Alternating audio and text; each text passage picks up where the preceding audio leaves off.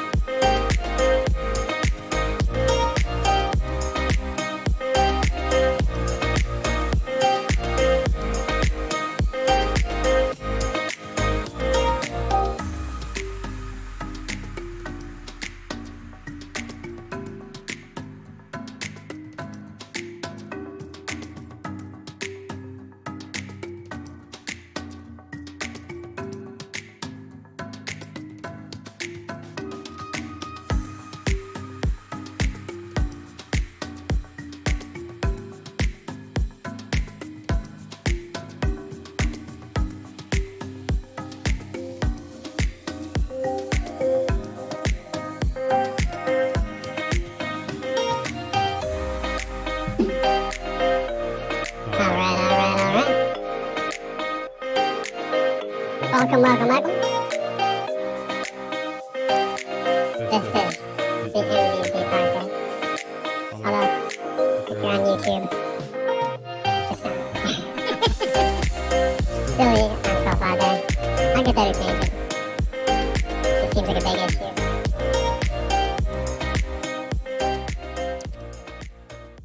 It's been an eventful week. Jury duty week. I've never done jury duty or been selected. So I didn't end up doing it. I got called. I got the letter in the mail. And I was like, oh, shit.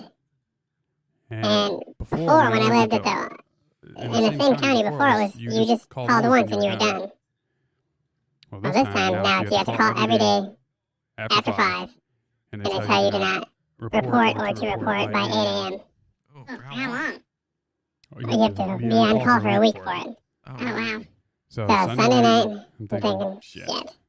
And I call, bam, no report. I was like, all right, I'm good. Tuesday, I forget, I was doing shit all night. I had everything planned, calling my patients for the next day, and then a fifth call. I go to bed, 1 a.m., just about to sleep. I just get jerked awake. I was like, oh, fuck, I got to call. Report, 8 a.m. So, go take my nice little nap, get up at 6. Have to call the office and let them know that I can't work because I have to report to jury duty at 8 a.m. Get yelled at by my boss. I was like, well, why should I tell you? I'm on standby. It's like, would you just not schedule me any patients or anything for the next day? It didn't make sense to because I had to call my patients at the same time pretty much as I had to call the report. They scheduled long before. They're like, well, either way, it's fine. Just give us some notice next time. So I go there. They're waiting in line. There's a screening process. all your ID and all that good shit. And you have to go upstairs and you have to walk in this room. So I go to walk in the room and they go, oh, we're full for the day, so you can go home.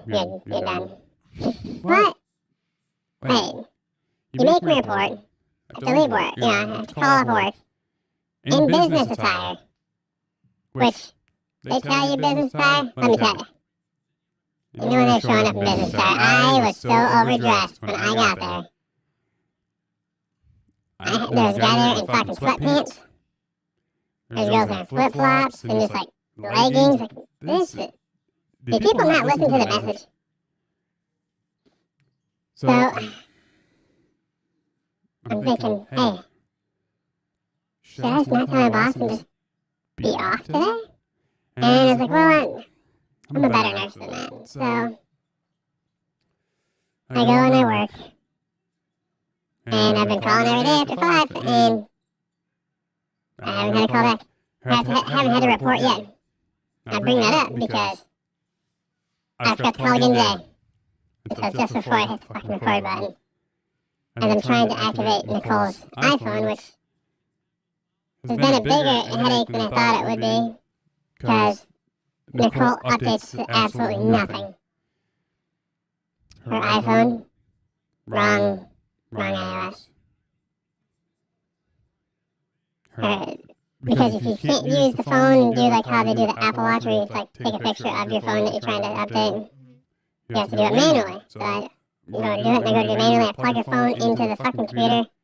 She's not even on the right operating system. She's like Big Sierra, and they're like Big Sur now, or whatever it is. So she's like 2 operating systems back. So I had to update 2 times for that, plus her phone. Then I had to call, and it said her new phone's activated. Got myself a big red triangle and an exclamation point. Can't activate her phone, so after this, we'll have to figure it the fuck out. If it says unable to activate, I don't know what to do with that. Yeah. Take it to Verizon or AT&T or whatever. I'm not doing that. I got patience to. I got shit to do, man. And it's not my phone, so like I'll feel really bad. Okay, that's the next step. I'm gonna try to plug it in and see if I can do a manual. Plug into both phones. I have to keep doing backups. Because take all the photos of our patients' wounds and stuff. So like, I backed up her phone yesterday, but now I had to back up again today.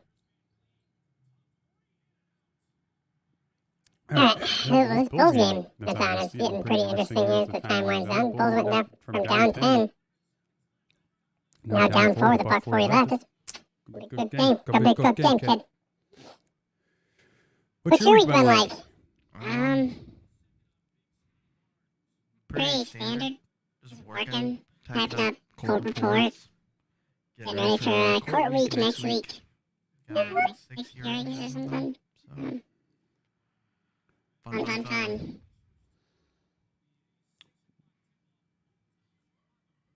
Have you weighed yourself at all? You told me last week, man, I don't know how you do that.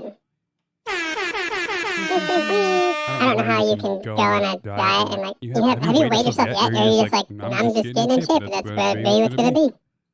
There's a ladder. I don't really care what I weigh. So why are you going on a diet? Feel how you look? Yeah, 100%. I want to not be fat. But like, I don't really care. If I don't know, like, for instance, like, if you're like super jacked and like you have a 6-pack and you weigh 240, who cares if you weigh 240? You know what I mean? Like, The Rock is, I know he's 6'5", but I'm sure he weighs a lot. I think he's not exactly chubby. Yeah, I think he's like 260 or something. So I just don't really care what the scale tells me. You know? I don't really care to weigh like 170 or whatever my BMI chart says I should weigh. That's fair. I just want clothes to fit better. Yeah, I just want to look good naked. I'm wearing a large today though. There you go. I like to slip up to it. That's out pretty easy. Work hard to get back to the large. I got to where I was wearing almost triple. I guess where I was wearing like triple X.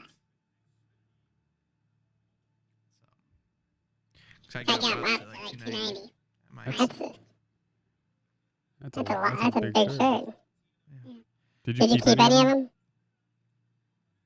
No. I didn't want to get back there. So I was like, make myself shamefully go buy big ones. I've been trying to actually buy large ones. Like whenever I buy new ones. So that I feel motivated to turn this bitch. So I feel motivated to stay smaller. You know, like. So I've done that. But I have bought shirts that were smaller for the motivation. But I never bought shoes that don't fit now. I've done that. I can't wait. It was a shirt that I really wanted. And it didn't have it in my size. Like, well, you know what? Reason to lose weight. And all it did was just made me feel dejected each time. You try to put it on, it was a 9 plus. So I gave it away without having ever worn it as a shirt that I could wear. Yep. I'm gonna go to the store and do that tomorrow. I'm gonna buy 4T. Get back down to my 4T. I also have clothes that I bought when me and Nicole were working out, and like we went to Denver and stuff like that. Like, man, we're hiking the mountains. I'm looking good. I got these clothes. And it's while we were in Denver, Colorado, we were in Estes Park. While we were up there, we did not follow our strict diet plan because, like, when you're on vacation, you gotta eat the local cuisine, the good shit. So we shot our diet to shit for those 4 days. And it felt so good to shoot our diet to shit. We then no longer worked out when we got back or followed in. Like, it was like a full-blown off. It's hard to take a break sometimes. You eat nothing but pizza and fried chicken for a week, and then you're like, that food's good. It was so delicious. I thought a burrito bowl was good until I had fried chicken. So we got right back up. So I have a blue Nike shirt just like this one, but a size smaller. It's my gold shirt now. I never want to get rid of it because it's so soft. And I've only worn it once. I got it brand new. I've just had it for like 4 years. I'm getting there. I'm just a trash person. Like people like see that I weigh 290. They're like, oh my gosh, you look so much better. Like, what do you want to? What's your goal weight? I'm always like, I just said you. I mean, it's not fun to tell people you don't have a goal weight. It's like whatever I settle at. So I always just tell people, I'm like, oh yeah, just want to get back down at birth weight. Smart. Yeah. God picked that weight for me for a reason. Right. Anything more than that's gluttony. One of the deadly sins. You should never weigh more than your birth weight. I do have a goal weight. It's a weight I haven't weighed since 9th grade. Maybe 199. Since 9th grade? You haven't weighed 199? You think you can get back down there? You've probably grown a lot taller since 9th grade. About 5 inches. Yeah, that's fat then. You'd be thin at 199, I feel like. I feel like I want to hit it. I just want to see under 2 on the line. I don't think I'll ever be under 2. And then I want to up weights. Yeah. I want to work on getting some bigger shoulders. Because I got that bench stuff, and Nicole said I got to be Hulk Hogan by 6 months. I don't think I'll ever be under 200 pounds. Unless I start taking steroids, I don't see myself getting ripped. So I figure if I get rid of the rest of the body fat, my arms will look bigger. Under 200, how tall are you? 6'4". Yeah, there's no way. Under 200 at 6'4" is thin. Thin. I'll be working on like my Christian Bale or Dallas Buyers for body. No. I have no interest in being under 200 pounds. I want to know what I look like. I want to lose a little more weight, but I just want to like where I'm comfortable. I want to get to where I'm comfortable without my shirt, so that like when I wear a shirt that feels uncomfortably tight to me. Because like I wore a loose shirt the other day, because it's more comfortable, but like it makes you look so much fatter when you wear really loose clothing. But I'm not necessarily comfortable, and you know, clothes that fit me correctly. So I want to get to where I look. Is that an and one? They're reviewing to see if he goes into the thing, but there, or if there is. I want to get to where I feel good shirtless, so that like if a shirt's tight, I'm like, it doesn't matter. Like if I take the shirt off, I still look good. You know what I mean? Like, so then I'll feel more secure in like a tight shirt. So I know they're like, not gonna be hugging love handles or anything like that. Nicole took a candid photo of me today, and I was still fucking ashamed. And it's still, I've lost like 21 pounds since Christmas. And I saw it, and I was like, God damn it, I still have that 21 pounds in a month. Basically. Yeah, a little over, yeah. Like 6 weeks. Insane. I still since I started dieting better than like 3 or 4 weeks, I've probably not lost weight. I don't know. I also had so it's hard to really say. I had no idea. It's the kids and the different eating pattern. Like, I spend so much time cooking and prepping their food that by the time it comes time to eat, I don't want because I've been standing over an oven and cooking. Well, the thing for me is when I get to eating healthier, I also like start to work out every day. And so, like, I don't lose weight at the beginning because I'm just gaining muscle just as fast as I'm losing weight. I do it every time. Because when I'm motivated when I work out, I'm more motivated to eat healthy. And vice versa. That's if I eat pizza, if I don't work out, it works more the other way. Like, if I eat, like, junk, I'm not like, oh, I need to work off this pizza. I'm like, what's the point? I can't work off all this pizza. You know what I mean? To where, like, if I work, that's why I like getting up in the morning, working out before work, because then I'm like, I should eat healthy to make that worth something. Because if I went to the gym this morning, it doesn't make any sense to eat a Blizzard and fried ice cream for lunch because it's like, that's worse than the workout actually did for me. Yeah, once you already shoot the shit, what's the point? What's the point? I'm gonna be starting from behind. And selfishly, honestly, I'm like, I want to crack down, and so I'm about to go to Indiana to see my cousin and stuff, and I was like, I'm just gonna like be strict until then, so that I can like really get when they see me. Because the last couple times they saw me, I was at like a lot less weight than when they saw me prior. So I have never had abs, so sure you have. Just hidden. I've never had visible abs. There you go. So it is truly a dream. Yeah, ABS. Yeah. I think that's why I want to hit 199. Just like, can I see? I've been doing sit-ups. I haven't done sit-ups since 7th grade when I had to see your abs before 199. I've already found out. I think you could. Because I just think that it depends how much you're working out your abs, I guess. How big they are. The bigger your abs are, the more you can weigh. I've been working my ab workout, by the way, is planks, and they're terrible. Do front planking and side planking. I'm going to be doing mountain climbers. Gross. Yep. Gross. It's all gross. Nicole tells me to do some burpees. Yeah. And then I really realized how fucking weak I am when I went to go and do push-ups and mini burpees. That's the question. She just wanted me to show Mom. I can do a couple, no problem. Like, you just hop down, hop down and give me 10. No big deal. But if it's like, hey, you're doing this Metcon for CrossFit, and you have to end with 15 burpees, and you're already exhausted, you're like peeling yourself off the ground. Like, going in fresh to a burpee is not an issue. A burpee once you're already tired is a nightmare. First, if someone were to say do 40 burpees, you'd be dying trying to get those done. But like you said, if I was like, do 5, you'd strut them out. No big deal. I've been trying to work on my butt. I've never had a butt, so I've been doing butt busters using the 5-gallon jug. And then, so do you still go to the actual gym, or you must do it here now? I still go to the gym. I just haven't, because it's been so cold. I don't like to go out in the cold. So cold. Yeah. Not in Florida. It's been like 45 degrees, 50 degrees. When I get up at 5, it is 36, 37 degrees. Yeah, but the high of the day was like, what, 60? I'm not outside in the high of the day. I know, but I'm just saying, like, you're calling it a cold front when, like, our low is like 37. And other people in the country, it's like negative. Yeah, Texas is already having power outages. You put your neck on the backrest of it, and you're doing thrusts. You lay that across your pelvis, and you thrust up and down, so you're just dry humping that. It's great for your butt. So I'm gonna have a donk, is what my goal is. Teach their own, man. Yeah.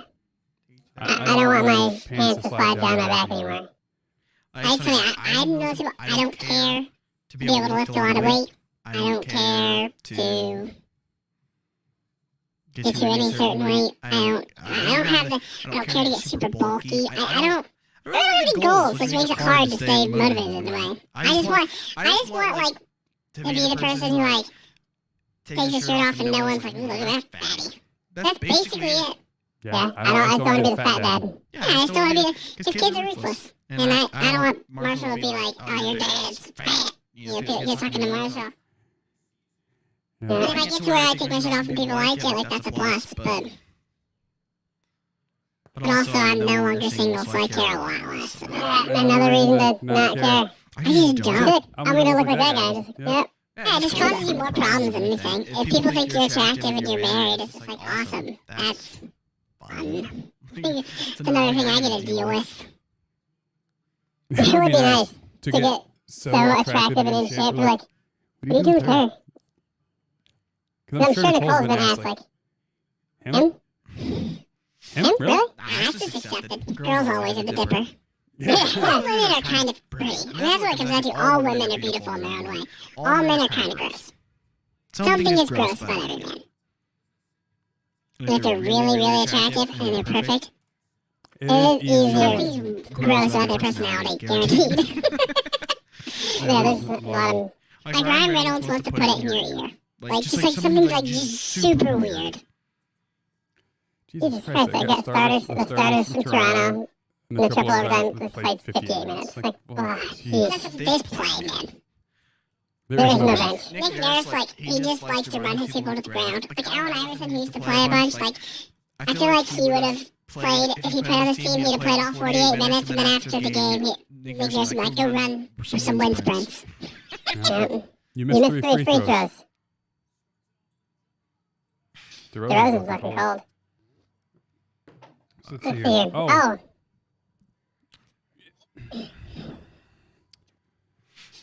It's been a day. You know, nursing has changed a lot over the past since the pandemic started. Has anyone ever given me crap for being a nurse? Fuck yeah. I always wondered if that was still a thing, because like I don't care, but I wonder like if that's something that people give you crap for. No one gives me crap for being a male social worker.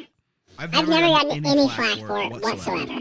I have been called so many. Like me more. I feel like people at work like me more. Because like because part of us teenage guys just listen to me more than they listen to women. So then like I'm a weapon to be used. Like at work, they're like, Zach, you go talk to him. Oh, there's perks for sure. Like doctors will ask me stuff and take my word for a lot more stuff than they will for like an average woman. And I also bet you if there's a big old fatty, oof, yep, that's why I hurt my back. Oh, 100%. Like, we had to move some stuff to storage, and guess who got called like Zach? You had to go lift some boxes? Not really. They're like, aren't you a big strong man? I'm like, nope. Old men are generally the ones that will just, shit. The people who are still stuck in the old days. They call us faggot so many times. It's like it's... Just be like, oh man, I'm gonna go cry to my daiquiri tonight because of you. Yep. My boyfriend is gonna be so mad. You know what's awesome about daiquiris? They're delicious.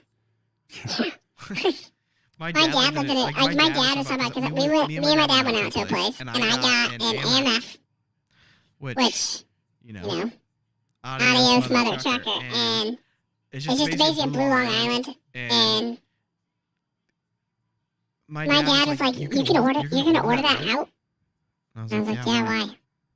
And he's just like, aren't people gonna judge you? And I'm like, no. Not in today's world. There's more alcohol in this than beer, but like a lot. And he's like, oh, well, back in my day, if you had a drink that was like a color, no one would have, people would have made fun of it. Yeah, you're not even allowed to drink a fucking, an old fashioned that's got fruit in it. You know, sometimes I don't even like coconut, but I'll tell you what, I'll take myself a Miami Vice sometimes, and that's half daiquiri, half pina colada. So nursing has changed a lot over the pandemic. The travel contracts through the roof. Discuss taking contracts so that if you go a couple hours away, you can make $5,000 in a week. Fucking absurd money, $250,000 a year. There's a contract, in Naples, so it's about an hour and a half drive away. And that's, I think, $4,500 a week. Me and Cole discussed both trying to do 13-week contracts and doing it.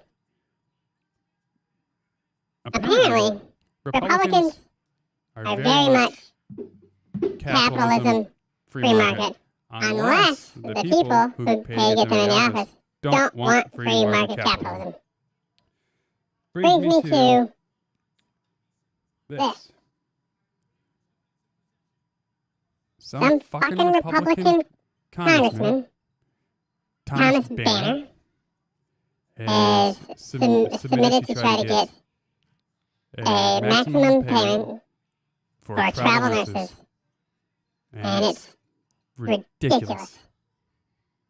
Half the CEOs making millions of dollars, the CEOs of companies, millions of dollars, all these people. But as soon as the blue-collar middleman starts working his way up and can take advantage of this situation, they want to fucking suppress us.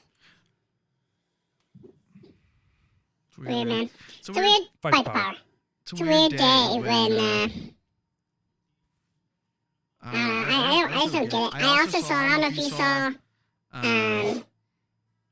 in Indiana, a Republican senator proposed a bill that it later got passed, where we no longer, or like, Indiana, like it's still like, it passed the House. I'm not very into politics, I don't really know, but it passed the House, and it passed the Senate, something like that, for the state legislature, where teachers can no longer teach race theory and can't pick sides when it comes to teaching things like the Holocaust.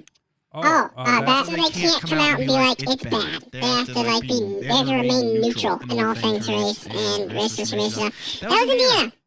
Already got passed. So that's weird, man. I was like, and from when I saw those Republicans being like, oh well, if you can't teach, there's only two genders, then you can't say that Nazis are bad. I'm like, this is a weird like flex. You know what I mean? Like it seems like it's like I don't think you get it. We were trying to be more accepting, not less so. Alabama passed it all the way through. There is no more critical race theory. That's so weird. I just don't get it. So essentially, as it made it popular in social media, there's that little black girl. They show all the white people throwing shit at her and stuff. Like they just like don't want that out there. Like, oh, we're not going to teach you about how rough it was to be black in the 50s because we were the ones doing it, and now I don't want you to know about it. But actively trying to suppress recent history. It's so weird. One, that's how you repeat yourself. Two, is just, it's really creepy watching us go backwards like this. And then look at book banning. Yeah. You can read the Bible still, and that has incest and rape. Oh yeah, there's a story where two girls get their dad drunk, and yeah, the story of Sodom and Gomorrah. Like yeah. One thing my boss is calling me. Right. Yeah. We'll take a break. BRB, motherfucker.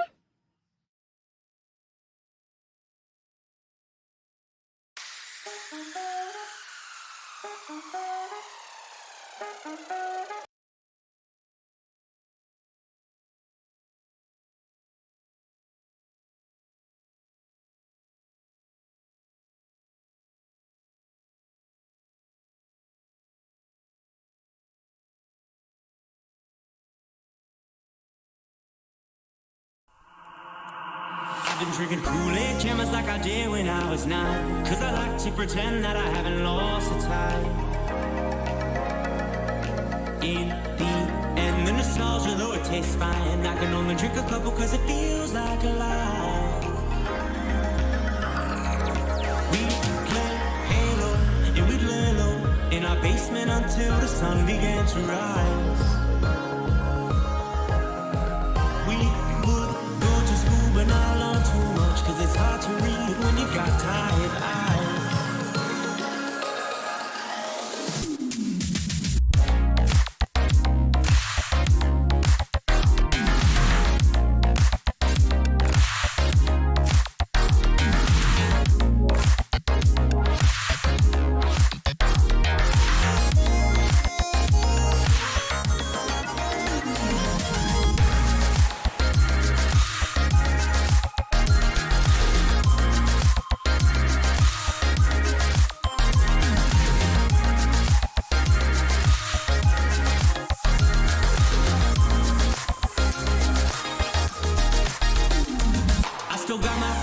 they've been with me for some time, and it's nice to know that they still by my side.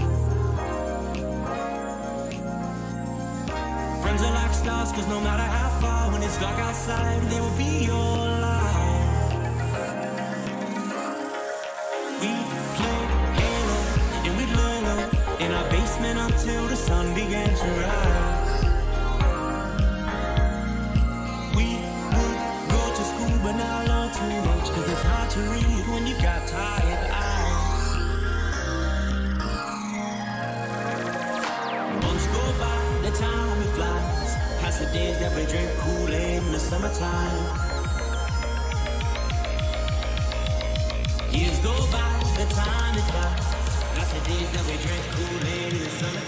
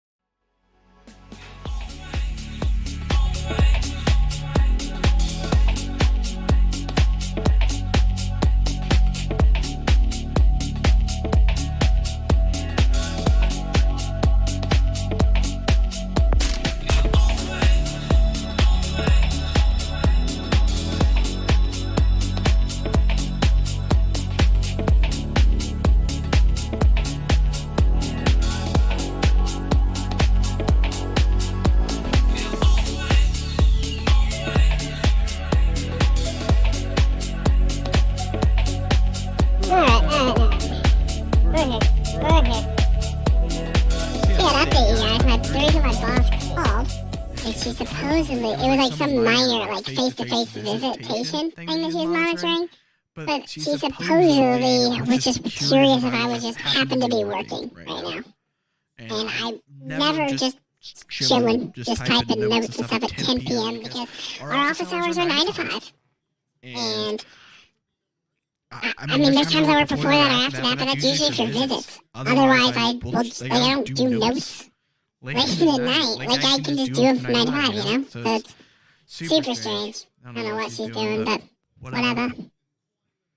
Ooh, Macaulay Culkin. That's a good movie. Do you know Macaulay Culkin's full name? Fun trivia question. Macaulay Culkin. Yeah, what, you don't know his real name? No. His name is Macaulay Culkin. He changed it, didn't he? Yeah, he changed it, and he posted it online, and he had like 3 options, and it was a write-in vote. Someone said your real name should be Macaulay Culkin. And it won, so he changed his name to Macaulay Culkin. It's good stuff. Doesn't get better than that. Pro Bowls this week? I don't even know who's in it. You know, because it's a mess, man. Nobody plays in it anymore. Tom made it, not gonna play. Surprise. I'm sure he hadn't touched on that yet. The GOAT is retired. The GOAT. Despite still being amazing. We did our top 5s and out of the Pro Bowl this week, and quarterback, wide receiver, and running back. And Tom would have been my top 5. Right now, he would have been my top 5.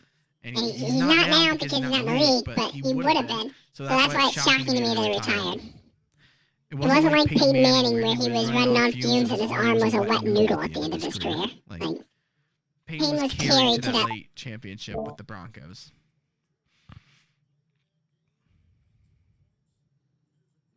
I realize now that the baby voice was on there, so that's been fun. Has it been the whole time? Yes. No. No.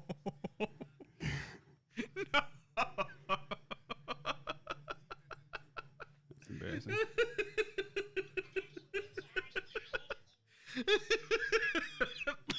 like since the beginning of the podcast? Yep. Oh no.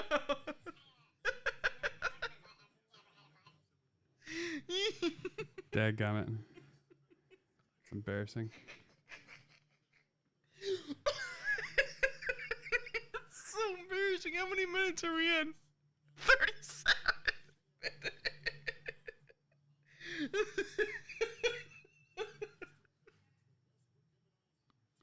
I don't know why it automatically turned on voice changer.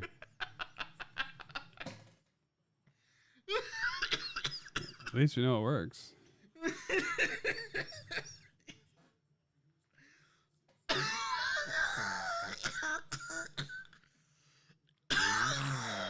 I'm gonna die. Sounds like it. Oh my gosh. Oh, it's so funny to me.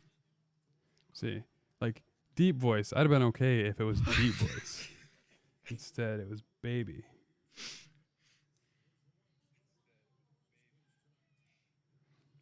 Oh well, this is embarrassing.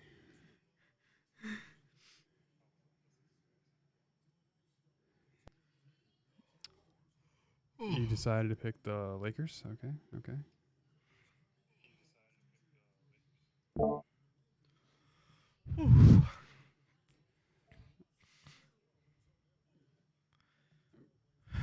I can't. Yeah, it's embarrassing, right? It's pretty embarrassing. Oh, it hurts. Anyway, so the GOAT. Now we can talk in our normal voice. Oh, yeah, but I was surprised that he retired. I really was. I know Gisele's wanted him to for a while, but I guess it came down to the fact that he basically was like, he lost this year, you know, didn't make it to the Super Bowl, and he's just like... Or the championship, even. Yeah, and he's just like, next year's going to be worse. Like, our team's not going to be as good. I guess I don't blame him. You know, well, and I think that he only cares about... Like, he never cared about the personal accolades. I think he only wants to... It's like if he feels his team isn't going to get where he needs to. He only wants to win a Super Bowl, so he's like, I don't want to sit there and go through it all again and then not win and just waste a whole year of my life away from my family and take the beating to not win a Super Bowl. And he's like, he just doesn't think for sure that they're definitely going to go back to another Super Bowl. I really think that's what it comes down to. I think that's all he cares about anymore. And part of him's like, I've won 7 times. Like, no one else is even close to that. What's the point? I think it's just kind of like he has a lack of motivation for the first time in his career. That could definitely be it. I could see that being the thing. Let's see. This is cop voice. I don't like that at all.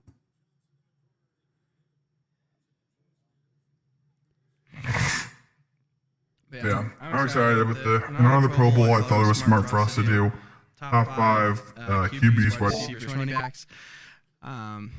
didn't do tight ends because, I mean, there's like 4 productive tight ends. Like, it was just not fun. They're like, we'd have had the same top 5 probably. You know what I mean? Like, as far as the top 5 guys, we both would have had Kelsey, Kittle, Waller, Andrews, and like Pitts in some order. You know what I mean? Like, it'd have been those 5, and they'd be like, what order is yours in? So like, it's just a waste of time. And then like, offensive linemen, I don't truly know enough to the nitty gritty how to like sort those through, and like, you know, there's not as much to really think about as far like. Wouldn't be as fun to. There's not as fun of a debate with the other positions. I feel like. Tight end is one I could probably actually put like a bear on, like Komet. I know he's not there now. Oh no, but maybe eventually. But Freiermuth also looked pretty solid as a rookie. You're right. So you would need pass rushers to get a bear, probably, right? Yeah, I mean, hell, Khalil Mack would have a chance. Shit, Robert Quinn was. Be hard. I mean, pass rush should be hard though, because I think that Watt and Garrett would be locks. It also is what's fucked up is. Well, Herbert's Watt and Garrett would be for sure locks, but then you have the Bosas. But you can't say pass rusher. You could like outside linebacker. Watt would be a lock, and then Garrett would be on that list. But then you get the end, which Garrett would be a lock. Right. So you have to split them, but people anymore the NFL just calls them edge rushers. So because of the difference in 3-4s and 4-3s. Which I'm excited. My Bears are going back to a 4-3 setup, which is, you know. You like that better? I like a 3-4 better for schemes, coverages, and, you know, like you can rush from anywhere on the field rather than just like a hand in the dirt, D end, and a D tackles. Breaking news: Doug Peterson to the Jaguars as head coach. That's because nobody wanted to go to Jacksonville. So head coaches right now: Matt Eberflew for the Bears, Hoorah. Nathaniel Hackett for the Broncos, Brian Daboll for the Giants, Josh McDaniels to the Raiders. That was probably the biggest shock of it all. Kevin O'Connell to the Vikings and Doug Peterson to the Jaguars. Still remaining Dolphins, Saints, and Texans. So there you go. So which position do you want to go to first? I think the most debatable one is going to be receiver because there's a billion options. Quarterback, we're probably going to overlap on quite a bit. Say for that one for last. Let's start running back, QB, wide receiver. Because running back will have the least amount of debate. Like, you can have different people, but I think it's just going to be like, sure, you could have put him on your list. You know what I mean? For the most part. All right, number 5 for me. We are frozen on YouTube, it looks like. Oh, there we go. Number 5 for me, Nick Chubb. All right. I think the best pure runner. That's where football. I'll give you that. Pure.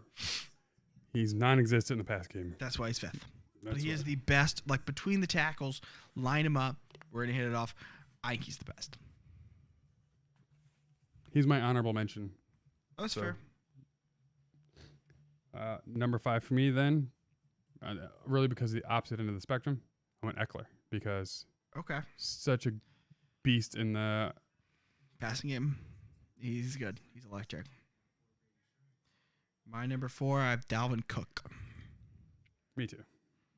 Oh, this will be interesting to see how similar we are then. And it's amazing how fast he doesn't look like he's running, but it's still blowing through people. Like, it's just, I guess it's just a grace when you're running. Mm-hmm. But he can win in all facets. He's even a decent run blocker or a pass blocker. But man, injuries. Yeah. Fragile. Number 3 for me, Jonathan Taylor. Okay. And that might be low for a lot of people, especially all the Palms out there. All the prisoner of the moments, if you will. I mean, I'm high on Taylor just because of Badger. Potentially, but I was saying like right now, I'm third. He's super fast. But my only issue with him is like that offensive line for the Colts is stellar. I think a little bit of they have the best offensive line in football. I think a little bit of it is a little bit of like what Zeke had. That's the reason the Bears went and got Ryan Poles and Matt Eberflus. Like they're both offensive linemen. Let's say that Jonathan Taylor was out. Marlon Mack, if for the fantasy players out there, would be a stud. Like an absolute bona fide stud. Think of how good their offensive line is, and they didn't even have the best guard in football. Yeah, and that's the thing is like their offensive line is so good that like it wasn't like he was doing stuff like despite his line or he wasn't like creating. You know what I mean? It's like some of those holes were just big and he was just fast. Yep. So that's why he's only third on my list. Like he could be better than that, but I just right now third for me. All right. Third for me is King Henry. He should be higher for me, I realize, but I guess I thought into the future of him. You worry about the miles, but I mean, he has 1,000 more yards after contact than second place since 2019. Like, he's just. See, he didn't make my top 5. He didn't even make it. Is it because of his lack of the passing game altogether? It's partially that because I prefer Chubb as a pure runner, and partially just like a big part of his game is just the durability. Just to beat the shit out of the linebacker. The fact that he gets so much volume is a big part of him. I feel like when I think a big part of it is like when he missed this year, Dionte Foreman, he came in and was like just as good statistically. But they truly had to have they didn't run near as many times. Maybe he had a similar average, but they had 4 running backs trying to fill his void. No, that's true. But I'm just saying, like, Dionte Foreman and Dontrell Hilliard were splitting the work, and like it wasn't that much worse. Is the only reason I didn't put him like. And I'm not saying he's bad. Like Derrick Henry's obviously good.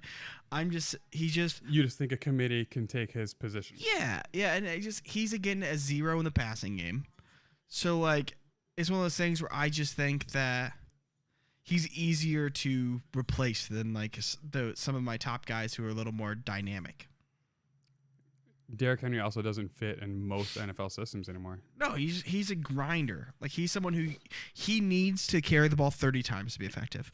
If you give him 15 carries in a game, he could have 15 for 40 yards. And it's just kind of yeah. Or 15 for 60 even. It's like what's that doing for you really? Yeah, his results come from he's big, and over the course of a game, he will wear you down. Eventually, linebackers just aren't even going to want to hit him anymore. Right. And, like, he's obviously fantastic. Like, I'm not taking that away from him. I think that some of these top options are, like, I was thinking, like, when I was doing my rankings, I was like, how talented are these people? Like, you pick them off, you throw them on another team. Like, Nick Chubb's just going to produce. And then, like, you know, my Jonathan Taylor is a little bit of a question mark for me, but he had such an electric year. I had to put him there. Dalvin Cook, I think, is just solid. And my top 2 guys are just, I think, in their own tier as far as just how good they are. So you're going to put someone, I know you have someone in yours he only made my honorable mention. My number 2 then, Kamara. Kamara for me as well. Number 2. He's electric. He will create like things like Alvin Kamara is a weapon that can't be replicated. That's the thing is you can't. If he goes down, you just lose something, and that's part of the thing about the pure runners. It's like his passing game work is just you can't replace that kind of. He can run the vast majority of the route tree. And he's line up anywhere. He's the type of guy you give him 15 to 20 carries a game. And then you try to get him 10 receptions. But, like, that's the modern day NFL. Do you really want to run it 30 times? Most teams don't. No, not even with a zone run scheme because you need the other options. So you can't hit 30. Mm-hmm. If you're going to run 65 offensive plays, 30 of them can't just be off tackle. Mm-hmm. It's just not going to work. I was with you. Is JT your number 1 then? He is. And then yours would be McCaffrey. Yep. C-Mac. And I understand the injuries. That's the only reason he didn't. That's why he's my HM. He'd be number 1 if he didn't miss the last 2 years. But I think he's going to miss this year too. I didn't want to put a number 1. I almost put a number 2 instead of Kamara, but dude's on another level. I mean, the thing is, the difference between him is when he's out, they don't. Chubb Hubbard, who cares? Like, they wasn't even productive. When Kamara's out again, who the other guys just aren't productive. Those guys just create for themselves, and that's why, to me, they're in their own tier. Yeah, when Kamara and McCaffrey are on the field, they just make their own offense. I think Chubb probably, at the way he played, I don't really know how good their offensive line is in Carolina, but at the rate that he played in the 9 games McCaffrey didn't play, he wouldn't start for he was just fine. 20 other teams. And I think he was just fine. And I think that McCaffrey and Kamara are so good. Like I said, they're just going to produce no matter where you put them. Those guys are just electric, and they're going to make it work. To where, I'm a believer in Najee Harris as a Steelers fan. I think he looks great. However, our offensive line wasn't very good, so he wasn't very efficient. And that's how most running backs work, and that's why I think that Kamara and McCaffrey are their own tier. That's fair. Because I think they will produce regardless of where they play. Another sleeper pick who I think could quickly vault his way all the way up to 1 on my list would be Saquon. If that dude gets healthy. He looked bad this year. He's looked bad for 3 years. Most of this year. Honestly, rookie year has been his. That was it. Yeah, and their team is so bad.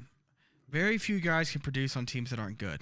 Yeah, and they're bad all around. Like Adrian Peterson produced on some bad Vikings teams. Some guys are just good. He was the other tier though. He was in that McCaffrey Kamara tier that I'm just going to do it. It doesn't matter what's going on around me. And I think is McCaffrey's done it. Like the biggest knock on him the only knock on him is injury. Because dude had crappy Cam, he had Kyle Allen. It doesn't matter. Sam Darnold, regardless of who his quarterback was, McCaffrey's put up numbers and efficient numbers. I feel like he's on roids or something. Have you he's so fucking trim and cut. He can't be on roids. He wouldn't get hurt that much. But no, he hurts and he comes back. I think he's on roids for recovery, and that's why he gets so fucking ripped. I don't know, man. Dude's a monster. Dude's a unicorn. But like I said, both McCaffrey and Kamara, I think those are the future types of running backs in the NFL, though. The guys who are almost also slot receivers. Because it's so useful in the hurry up when you just slap that guy in the slot and be like, let's go. You know what I mean? And it protects your quarterback so fucking much because you always have a dump. You're not getting penalties for. And Kamara and McCaffrey both shocked me that they can actually play running back too. Yes. That's what makes them rare because there all have been those guys, the Sproles, the Tariq Cohens, if you will. Those guys have existed. They're essentially slots that are undersized. But no one has, before McCaffrey Kamara types, there wasn't, Marshall Faulk excluded. He was a unicorn too, but there haven't really been very many guys who were like a Tariq Cohen and David Montgomery together. You know what I mean? You don't usually have that where it's I'm as good at running as Derrick Henry is, but I'm also as good as receiving as the slot receiver for Tennessee. Yeah, you know what I mean? That's I done fucked up here. McCaffrey had a 1,000 season. You don't see that. You just don't. If you look at the fantasy outputs too of McCaffrey when the year before he got injured, dude was dropping 35, 40 every week. Every week. Even this year. He has a season's worth of points in 8 weeks. So even this year, I traded for him for Taylor because Taylor's not involved in the pass game. And I was like, if those touchdowns stop, he had a big touchdown year this year. If those touchdowns stop in fantasy, he's not going to be that relevant. To where McCaffrey, say he's hurt all the time, that's true. But even next year, let's say he plays 8 games. He's going to have 35, 28, 0, 0, 42. And if he plays 8 games, he's still going to have 65 catches. He's going to win me weeks. Dropping 40. He's going to have a game where he has 10 catches for 120 yards, and he ran for 120 yards, and he scored 3 times. That sounds impossible, but he just does that. And he's just different to me. It's ridiculous because you're watching the games this guy's always fucking open. I hope Tariq Cohen comes back, man. So, me too. I Never, like him. Torn ACL, then you miss the whole season. Then apparently, I forgot. I want to see the Bears have some fun. They have a lot of weapons I like. I like Darnell Mooney. I like Komet. I like Cohen. I like Montgomery. I like Jakeem Grant. They have a lot of guys. It's like Jakeem is a free agent, I think. Just get some people. Just get them the ball in motion, and Yeah, it looks like they're going to. It's the Chicago Colts now, and it looks, based on their staff, they're going to have like a fun option route wide receivers and a lot of zone run RPO shit. So if they can do some run and gunning, I'm all for it. And I would say the top two options for me that at the start of next year would be in my top 5 running backs. Like the top 2 potential people who could make that jump would be Saquon Barkley and Najee Harris for me. I could see that. Those are the 2 guys who I think like come next year, come week 8 of next year, I could be like, these guys are in, and I bump other people out. It's funny just because they're young enough and athletic enough that like they could show that improvement. You said how funny or how fast Jonathan Taylor was, and his whole knock going into the combine was that they didn't think he was very fast. It's always weird that happens. I think it's because his line was so big, it overshadowed how quickly he got through the hole or what. Because he ran fucking the fastest 40 as a running back. Maybe his acceleration is not good. That's high end speed. From the 0 to 20 and the 20 to 40 is probably a huge difference. I was gonna say, like, maybe that's why, because he reached I know some of the fastest points, but maybe it takes him 40 yards to get to full speed. You know what I mean? To where with the Colts offense he gets going, but his acceleration isn't it's not like Kamara who he gets the ball and he's gone immediately just out of a cannon. Yeah, McCaffrey's little legs, or when you see Tyreek go through, it's Tyreek's another level of speed. All right, you gonna move the QBs? Yeah, we'll go QBs. All right. I think this list will be similar and also different. I think our bottom will be different and our top will be similar. Number 5, I have Russell Wilson.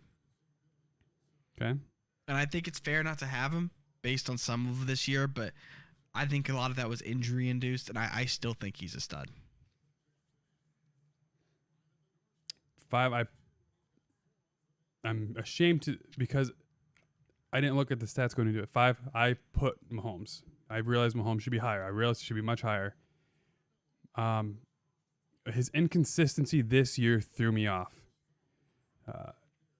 How poorly he did in November, how badly he's performed in second halves this season, and how he played in the AFC Championship where he looked almost scared.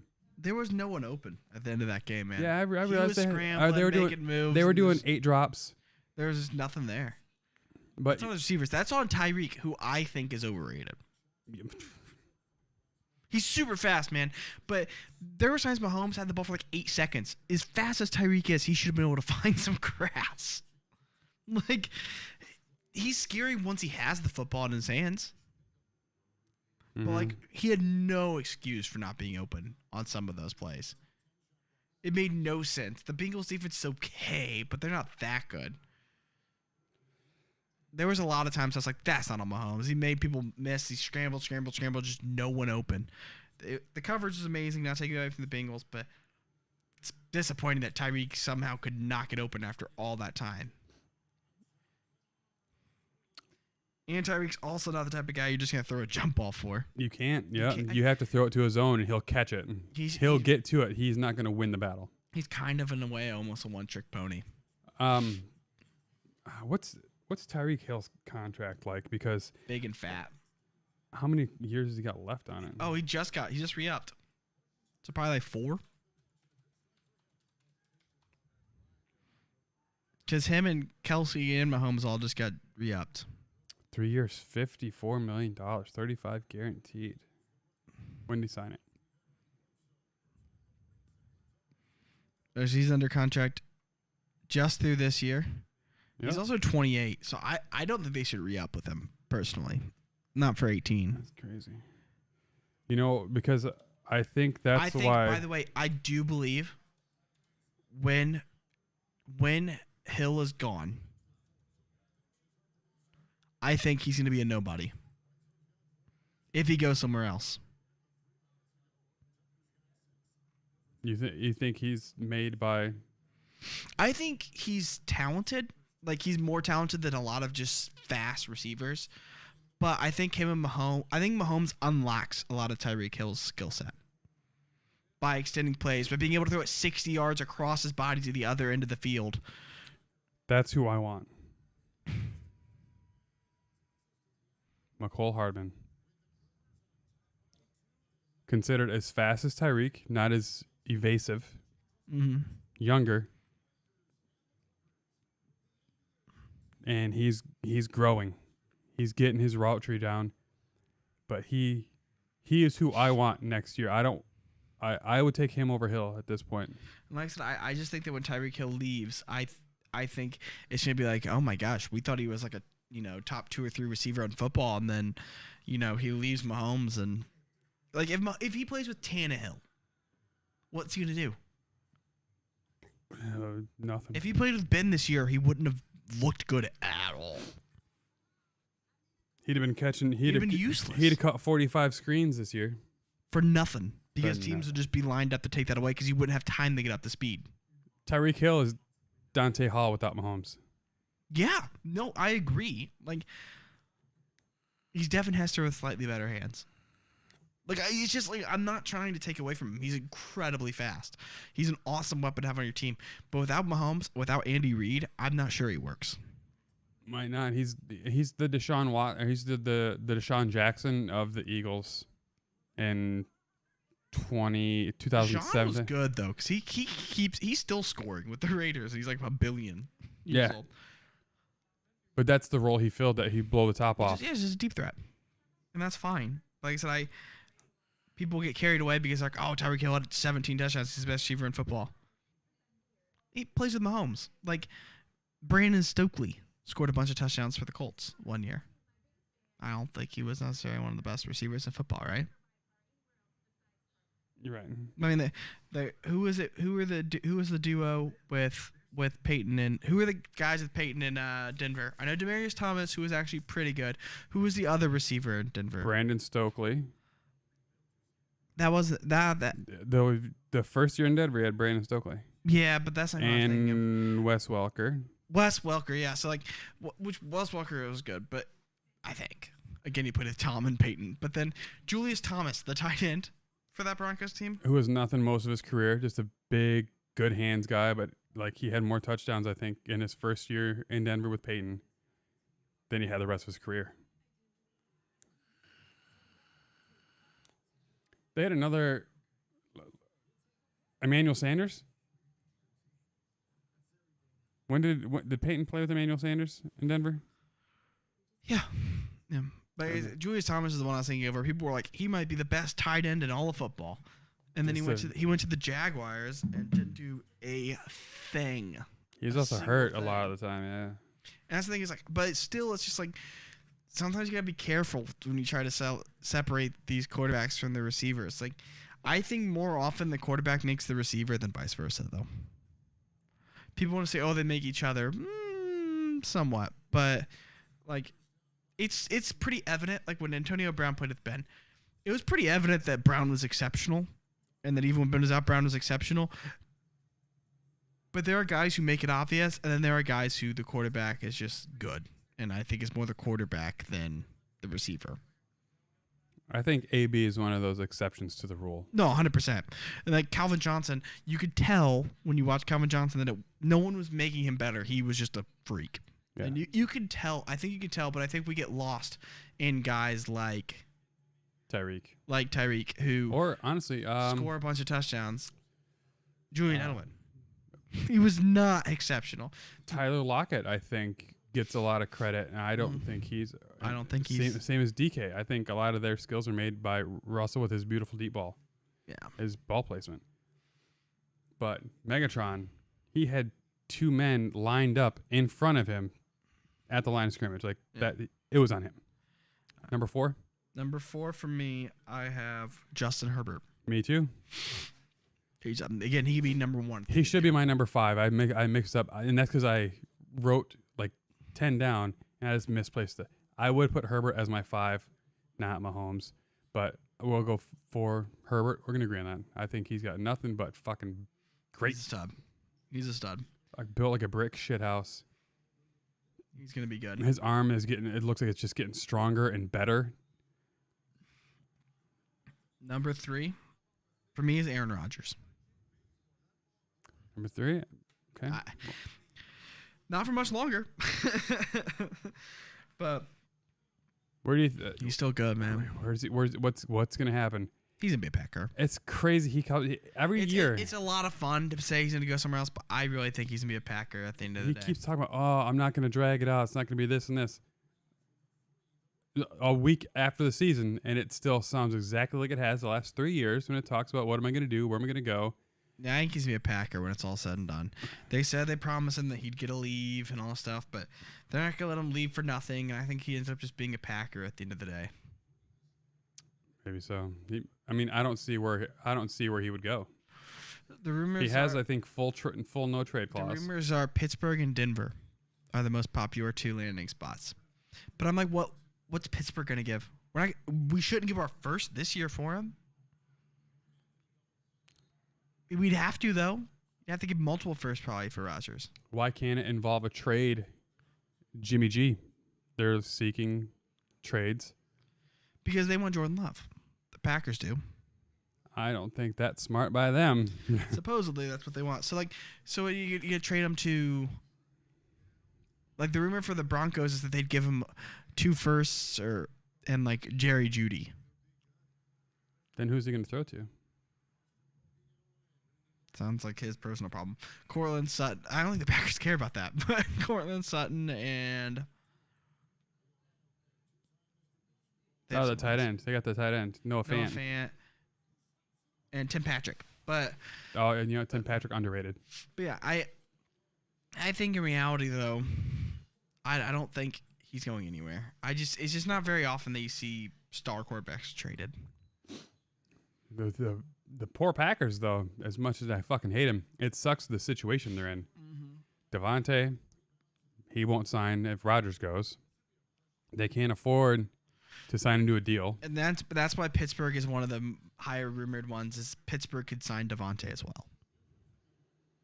Because we have so much cap space. Yeah. Now, I will say, it is got to be a little salivating to Pittsburgh and to Rodgers to think that you'd have Rodgers, Dionte, Claypool, Freiermuth, Najee. That's sexy on paper. You got to figure the offensive line out. But my thing is, the only reason I'd be okay with that as Pittsburgh is, I think if you ended up with that offense, I think you'd get some veteran O-linemen playing on a discount for a year or two. What do you bet? Yeah, when healthy, you'd probably get someone like Kyle Long. He can play a half for you, something like that. No, the guy we just that's gonna be a free agent this year, Trey Turner, would just come back at guard. You just find some old guys who are just like, we're gonna do it, because I guarantee that would happen, because that's like our only hole. You miss Maurice Pouncey, don't you? We miss quarterback. We miss offensive line. We need some defensive line depth, maybe a corner, but a lot of that, like I said, you get a couple old defensive linemen, a couple old offensive linemen. One veteran corner, and you could fill those holes. You need another T.J. Watt to fill in for when T.J. Watt goes down. Joe Hayden would come back for cheaper than he's wanting right now. The thing is, a lot of people would take discounts because of the offensive firepower that would ensue if you had Rodgers and Dionte and Claypool and Freiermuth. I mean, that would be nasty. It'd be an exciting team to watch. That'd be better than what he has in Green Bay, because he still have Dionte. And Deonte's better than any other receiver. Yeah, if they go, do you think he would demand Randall Cobb come with like he did? No. There wouldn't be room for Randall Cobb. He's an old man now. But with Dionte, and Claypool, there's just not room. It's true. I mean, there's just...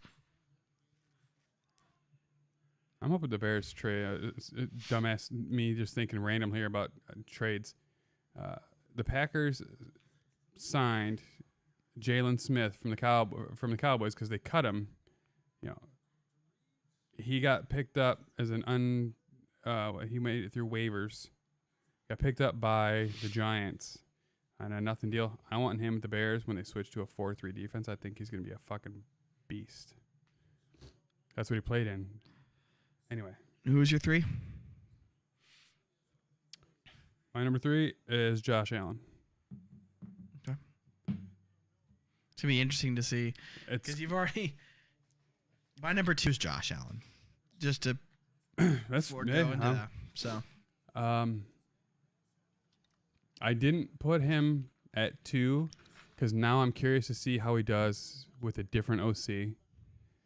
I want to know how much of his growth and the blooming of Josh Allen is related to his coach and his the scheme. Like, I wonder if it's Dayball or if it's Josh Allen. Probably a little both. But he already knows it now. You can't take it back. Yeah, well, they got Ken Dorsey now as the offensive coordinator, so I'm curious to see how he changes it up. So who's your 2? My number 2 is Russell Wilson. Okay, I love it. I love it. It hurts a little bit because to anyone who knows me, I'm a Russell Wilson truther. I am like the biggest fan. I tried to make this list as just by the book as possible. I want to put him higher, but like I said, my biggest concern is just the complete absence of anything the last like 5 or 6 weeks. I think it was mostly injury and a lot of other stuff going on, but Right. but yeah, like so that's my big concern about it. Who's your 2? I said Josh Allen. Josh Allen. Oh. All right, so I am concerned the fact that I'm very interested in who your number 1's going to be now, though. I'm concerned because the last 2 years everyone's been talking about let Russ cook, and the Seahawks ain't been shit. They lost to the fucking Bears, and the Bears were bad with the worst their defense is abysmal. Their running backs are not good. Well, the Bears' offense is abysmal, or has been. You know, they average 16 points a game. Yeah. They have gotten worse in points per game every year. Okay. They beat the Seahawks. That's true. They only scored 23 points. But that's fair. But I'm saying like the Seahawks offensive line's trash. Their running backs aren't very good. Their running backs are an absolute zero right now. They don't have a defense. It's just a lot of. What's crazy? The Seahawks offensive line has been atrocious horrible for like 4 years. No, since Russ has been there, they've never been good. It's never no. Well, they had decent run blocking capabilities when they in the Marshawn Lynch At the very beginning, but like once Russ got better, like once he got paid, their offensive line's been so bad, and a lot of people they're drafting for between him shit. and Andrew Luck, and the Colts fans be like, "Oh, our offensive line's so bad." I'm like, your offensive line's ranked 18th. Russell Wilson's is 32nd, and that's using the NFC Championship.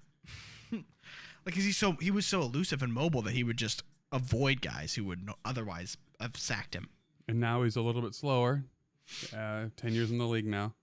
Yep. Now, just not getting out of the pocket quite as fast, but he is still fucking shifty. He's still good. Still great, yeah. The most beautiful looking deep ball in the league.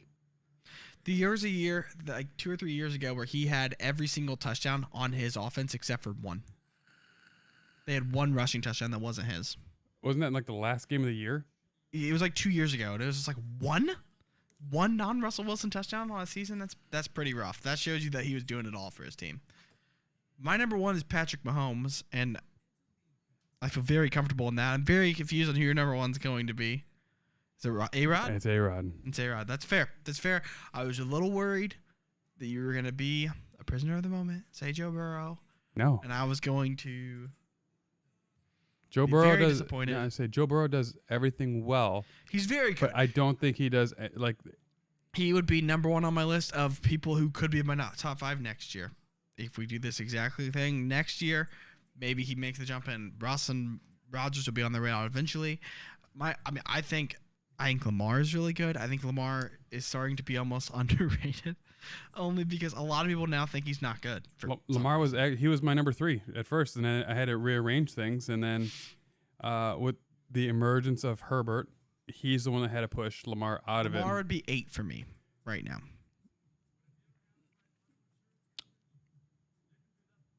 Lamar is my.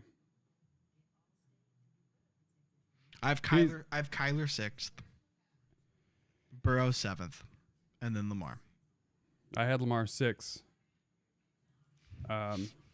Prisoner of the moment, Joe Burrow, and then I had Kyler Murray, and that's just because Kyler Murray would be higher, but he has fucking disappeared because when his games are bad, they are bad. Yep. His inconsistency. I think Lamar gets a little knocked because everyone's like, oh, he doesn't throw that well and stuff. Throw to who? To who? They have not done well at developing wideouts. They didn't have any running backs this year, and Mark Andrews is okay, and then Marquis Brown just drops balls, man. All the time. He had 4 drop touchdowns this year. Their wideouts were injured. He had two 60-yard drop touchdowns against the Lions. Who was it? It wasn't Brashad Perryman. Who'd they have? So bad. They had Perriman for a little bit. They drafted Perriman. Yeah. And then did he end up in the Vikings? He's in a lot of places. He was on the Vikings, Lions, and then most recently the Bucks. That's right. The Bears picked him up and dropped him, and then he got picked up by the Bucks. Had him. He's not good. The Vikings. Oh my goodness, the Ravens have not been good at drafting wide receivers. They drafted the guy from Notre Dame. I don't even remember his name. Like I said, because he's been just nothing. Like I was going to say Anquan Bolden, but Lamar never had Anquan Bolden. No. Marquise Brown is by far the most talented receiver he's had, and he's a one-trick pony. He's a deep threat. And the thing is, Lamar drops back. If Marquise Brown isn't open right away, like he doesn't burn his corner, he has no one to throw to. He doesn't have any separators. He has to pull a lot of Kyler Murray moves, and Kyler's just a more talented thrower. I mean, as a Steelers fan, I hope Lamar never gets weapons, but I think that's a big part of the reason why he gets slept on. I think part of the reason Lamar doesn't have a rocket. His unconventional three-quarter throw that's so far inside means he'll never be able to just be that gunslinger that like Mahomes is, because like those awkward ass angles, like he can't hit him because like he doesn't have that kind of throwing motion. All right, now for the excitement. Now for the. I just want to throw Gwen under the bus. By the way, with her constant annoying me of the top 3 new quarterbacks being Herbert, Burrow, and Allen. Patrick Mahomes is better than all those players. People like the newness, and I understand that Mahomes has been around for a couple years now. Dude went to overtime, and he lost in overtime. His first year started, lost to overtime in the AFC Championship to Tom Brady and the Patriots. Won the Super Bowl next year. Won the Super Bowl, then lost the Super Bowl, to and Tom then Brady. lost in the overtime in the AFC Championship again. So he's played 4 years as a starter. He's made the AFC Championship every single time. Went to overtime in 2 of those, and then won the other 2. Yeah. Like, I think your brother-in-law is going to be trading me Mahomes. I think he's over him. So hot. People are so quick to hop off his bandwagon. When you watch him, people is you know what? amazing. Same reason people fucking said Tom Brady was going to retire for 10 years. He makes throws that no one else can make, and that's why he's number 1 to me. Like people want to say Burrow. Like Burrow also has 3 really good receivers. Yeah. And Mixon's good. His offensive line's not good, but like when you have 4 options to throw to. People are like, "Oh, Mahomes has Tyree Kill." Tyree Kill has Mahomes. Let's be clear. When Tyree Kill is hurt, it's not like Mahomes struggles. He just feeds Demarcus Robinson. There was a game last year. Tyree Kill was out and Kelsey was out, and everyone was like, "Oh, I guess we're gonna see what happens to Mahomes without his horses, without his guys." You know what Mahomes did? He threw 400 yards and 5 touchdowns in the first half. He had 300 yards and 4 touchdowns in the second quarter to Demarcus Robinson and McCole Hardman. And then Pringle's coming out of it. He doesn't care. Any wide receiver Against is going the Steelers, to have. We took Tyreek away, and he beat us over the head with McCole Hardman and Pringle. Like he does not care who he throws to. I don't know. Like I said, I don't know. This is just my take on it. I am irked that everyone wants to just throw him under the bus and say that he's not clutch. Like that's what Gwen tried to say that as soon as Burrow made it. She goes, "See, I told you." Now that he got paid, like Mahomes doesn't care. Did she not watch that Chiefs Bills game? The most exciting football game in Mahomes modern gets the ball history. with 13 seconds left. It's like, I'm going 50 yards. Kick this. We're going to get this field goal. Then he drives down and scores a touchdown. That doesn't look like someone who's just done being competitive. Like, did you watch that game? 2 plays field goal. Like, Dude was electric. no one else in the league can say, 13 seconds is too much. I mean, Burrow did not beat Mahomes in that game. The defense of the Bengals stifled, and no one was open. That whole second half, not a person was open for Mahomes. Mahomes carved them up in the first half. And if not for a dumb play, a poor read on an RPO to Tyree Kill that and ended up as a swing pass out of bounds, like what? Well, let's talk about the fact that Joe Mixon fumbled that football in overtime. Did you see that? No. On the game, they were handing it off at the end to ice it to get the field goal. Joe Mixon ran into his own guy, fell on the ground, and dropped the football, and the Chief picked it up and started running the other way, but the play was blown dead. Andy Reid was calling for it to be a fumble because no one touched him on the Chiefs, and they said it was non-reviewable because they'd blown it dead. But he fumbled. How different is it? Why do they still blow plays dead? How different is that game, though? Because there wasn't a Chief near him. How different is the play if the Chief picks it up, runs it into the end zone, because there's no one in between him and the end zone, and the Chiefs win that game? Then what are we saying about Mahomes right now? Going to his 3rd straight Super Bowl in that scenario.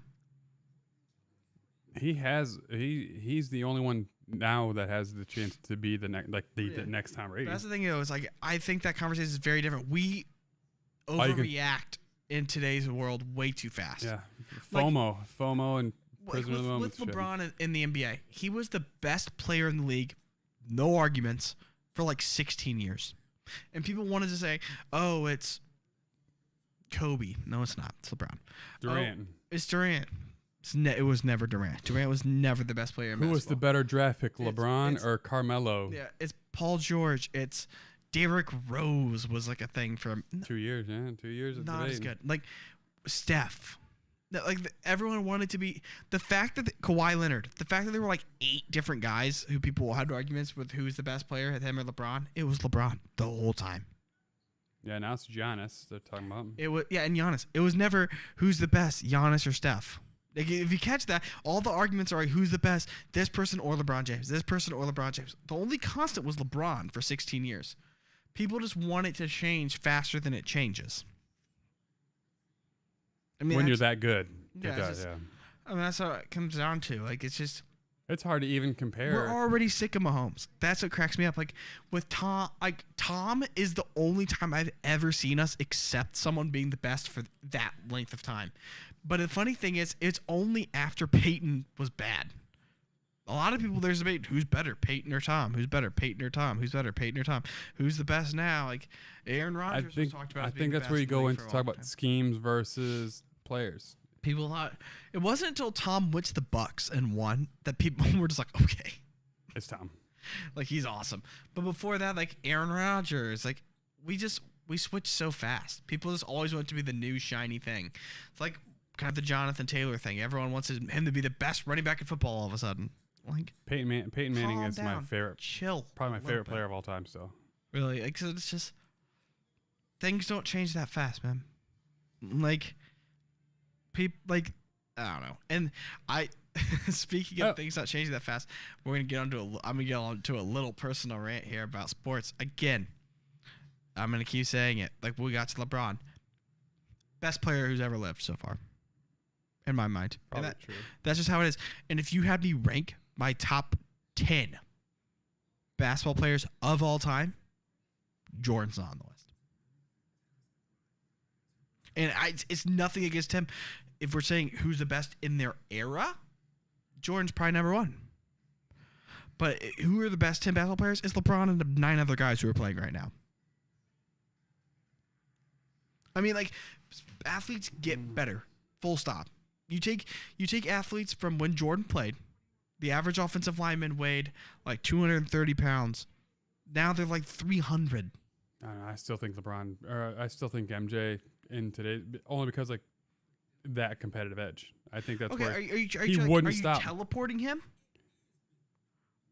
Like, are we taking MJ from 96 and putting him in today's game? You kind of have to. If you're going to say best of all time, right, does it translate? Right, but I'm saying, or are you taking him as a baby and having him be born in 98.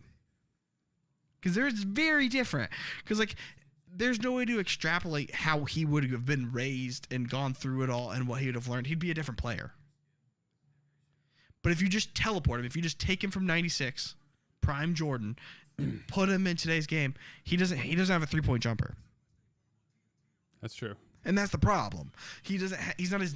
But neither did LeBron for 17 years. Okay. LeBron also is... You don't think another MJ 60 would have... pounds, another 3 inches. Well, the pounds don't matter if you're talking about developing a 3-point game. No, but it's part of it. Like, LeBron's the better passer. The better... Like, he's the better post defender, better interior defender. But he shoots better from 2, better for 3. Averages more blocks, more rebounds, more assists. Half less steal. I think the only statistical thing that Jordan leads in, it's a team accolade, but if the only statistical thing that Jordan leads in on the floor is free throw percentage and half a steal. He averages more points per game, but he also shot the ball 5 more times. LeBron has a higher percentage from 2 and from 3. I think LeBron's game is one of the few that traverses multiple eras. That's why you can say he'd be to be as big as he is, as fast. You can take any of these guys and put them backwards. You put Kevin Durant in the 60s, 7-footer shooting threes. LeBron could have played all 5 positions every year the NBA's existed. Yeah. No, that can't be said for everybody. No, you could take most people backwards. You can't take people forward. And because there's 0% knock on MJ. You can have the argument that if you put they're so fucking rich, MJ as a baby and you put him born in 97, because the argument for him is always the drive, and they're gonna be he's gonna figure out a jumper. He's gonna get good at threes. Maybe he could, maybe he couldn't. We will never know. Because you can say that all day long, but it's not popular by any take. But I think if you take Jordan out of his era and you put him now, I think he's basically DeMar DeRozan. And DeMar DeRozan's very good. No, he's still very good, but he's not the best player in the league. You know what I mean? Like, Jordan would still be good because he was the best at that time by so much. Yeah, he did benefit. The greats retired as he entered his prime. Well, he was more athletic than everyone else. Now he would not be anywhere close to as athletic as a lot of guys.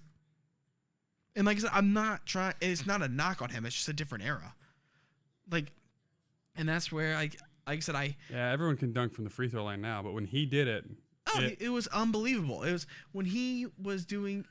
He was driving the lane. Like, Zach LaVine is probably more athletic than him, and Zach LaVine's not nearly as good of a basketball player. He might have been, but again, if you take him and put him back then, fucking Aaron Gordon, Gordon, gonna score at will. Aaron Gordon might be more he's athletic. He's a freak athletically. I think it's like put Giannis in a physical basketball game, and that's my other thing is the number one most popular argument to knock LeBron is if you put him back in Jordan's day, he couldn't hit. If you put a bigger, stronger, more athletic person into a more physical era, that's going to hurt him. He would have beat the shit out of Patrick Ewing. He would have been unbelievable. He would have dominated them. You let him body people to get in the paint. Yeah, he would have beat the shit. Bullied his way down and got layups all day long. Yeah, the dirty New York defense. Back when you could kind of elbow people to get layups, LeBron's a monster. People say he's soft now because he whines. He whines because he gets smacked in the face and it's a foul and they don't call it. Because the rules are how they are. He knows the rules.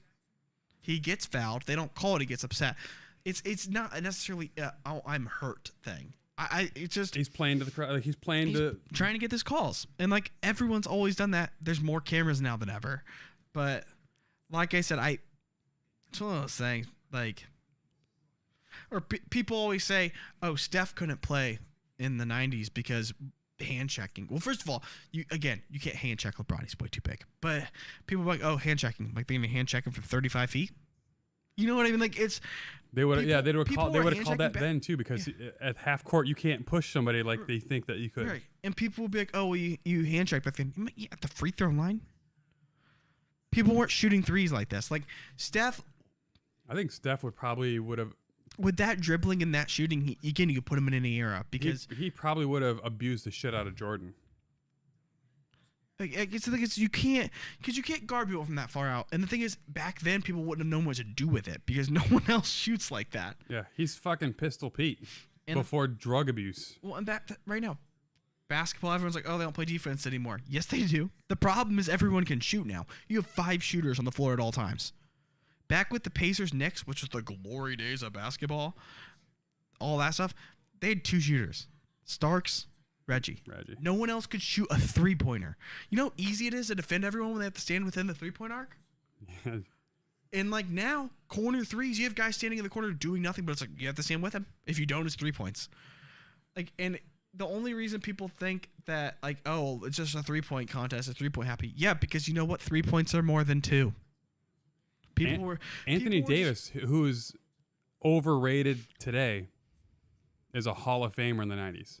Oh, yeah. Like his game now didn't even exist then. You know who would benefit the most going to the 90s? Joel Embiid.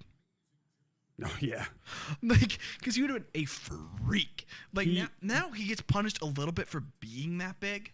Like, he's still one of the best centers in all basketball. He gets punished a little bit for being so big. You put him back then, and he could shoot. Like, no one that big could shoot. Shaq wouldn't be the best player on the floor if he played with Shaq. That's like, I'm not taking any, like, not taking away from those guys, but, like, I can rattle off a lot of names right now that if you put them in the 90s, they would be the best player in the 90s. Joel Embiid, LeBron James, Kevin Durant, Kawhi Leonard, Ben Paul Simmons, George. he would benefit the most because he's not even playing now. He would have been because he can't shoot. A game changer. In the 90s, it wouldn't matter that he couldn't shoot. It would be irrelevant. He's kind of a Magic Johnson. Magic Johnson didn't have a great jumper either, but he was just so long and graceful. But you think about like Jokic, Embiid, Davis, Karl Anthony Towns, Giannis Antetokounmpo, Damian Lillard, Steph Curry. Think of how many players that play big now James, that bring the ball up. They would have been mocked for doing it. Like, what the fuck you doing letting Giannis bring the ball up? Like I said, you take all those guys, and Jokic, again, amazing. One of the best offensive players in the game. Gets knocked for not being that athletic. Wouldn't have been as big of a problem in the 90s. Luka. Another one. Ja Morant. You, think about how many guys I've read off 15 players who, if you put them in the 90s, would have been freaks. Zion, man. And the thing is, and I'm not even a LeBron. I say LeBron's the best, and a lot of my family, because they're all about Jordan, would say that I'm a LeBron truther. In 15 years, he won't be the best anymore. It won't even be a debate. No. And the thing is, it's just how it works. And like I said, it's. How bad do you feel for AD in this game? It is essentially 4 scrubs playing out with AD right now. Yeah. Like Russell Westbrook, who I don't think is good. I think he's a liability. I think he's always kind of been a liability for his teams. In the 90s, though? He's a fucking legend. You don't have to even shoot threes. They would have been like, just don't shoot threes. And it wouldn't have been weird that he wasn't shooting threes. Like, now he tries to shoot threes because you have to kind of shoot threes to be relevant. It's because the other team has 5 shooters, so you need like I said, that's just kind of something that always irks me. That people want to be like, oh, back in the day, you could just get out of here. Athletes get better. The only argument you can have, and it's an argument that we will never know and no one ever can decide, is if Jordan was brought up in today's world with today's technology, today's a thing, he would have been a better shooter. He'd have, got the health, and he'd have been a better athlete because he'd had all the better technology, the better supplements, and started younger and learned how to shoot, been a better passer. Maybe I have no idea. There's no way to possibly know if that's the case. But I'm saying if we're taking him at 96 and teleporting him here, I mean, there's a lot of guys who do a lot more too. Like today's game, being a pure scorer, there aren't very many of those guys who are really valued anymore. You need to be able to pass too, create for others, because there are so many shooters. I don't know. Just get off my little soapbox, I guess. But it just always irks me. Because I do that in baseball too. I'm like, these guys throw harder than anyone's ever thrown. Yeah.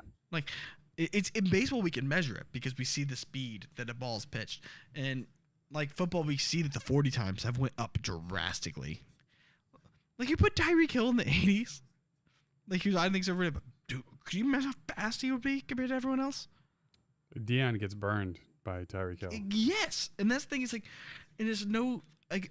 I think that you take the '96 NFL champion Cowboys, and you put them up against today's Jaguars, and they get routed.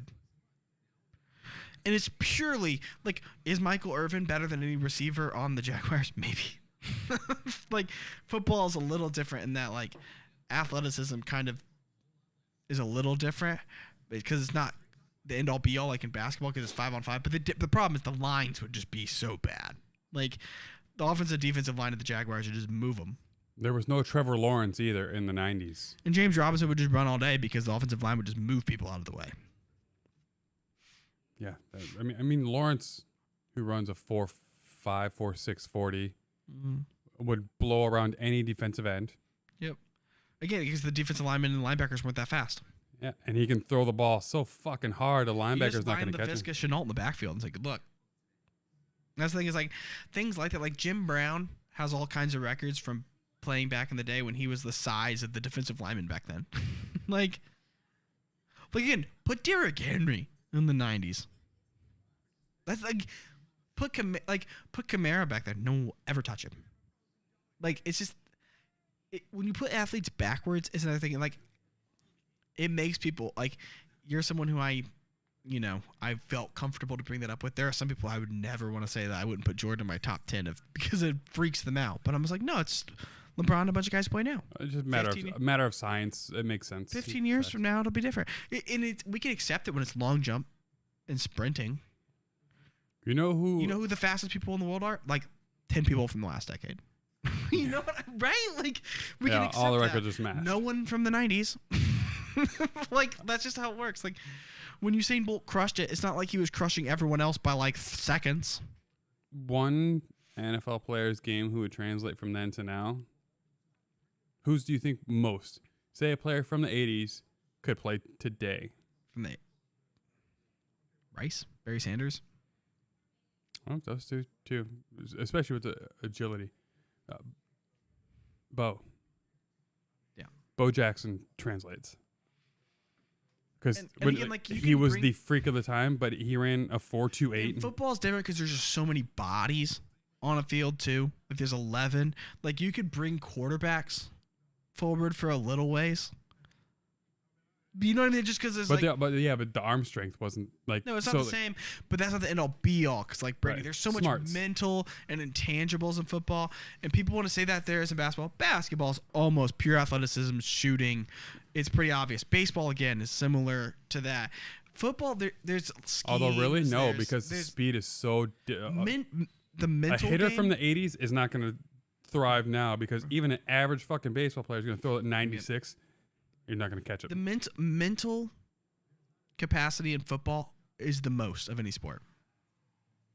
I know for a fact, even with tested IQ, would not have that recall of like a quarterback.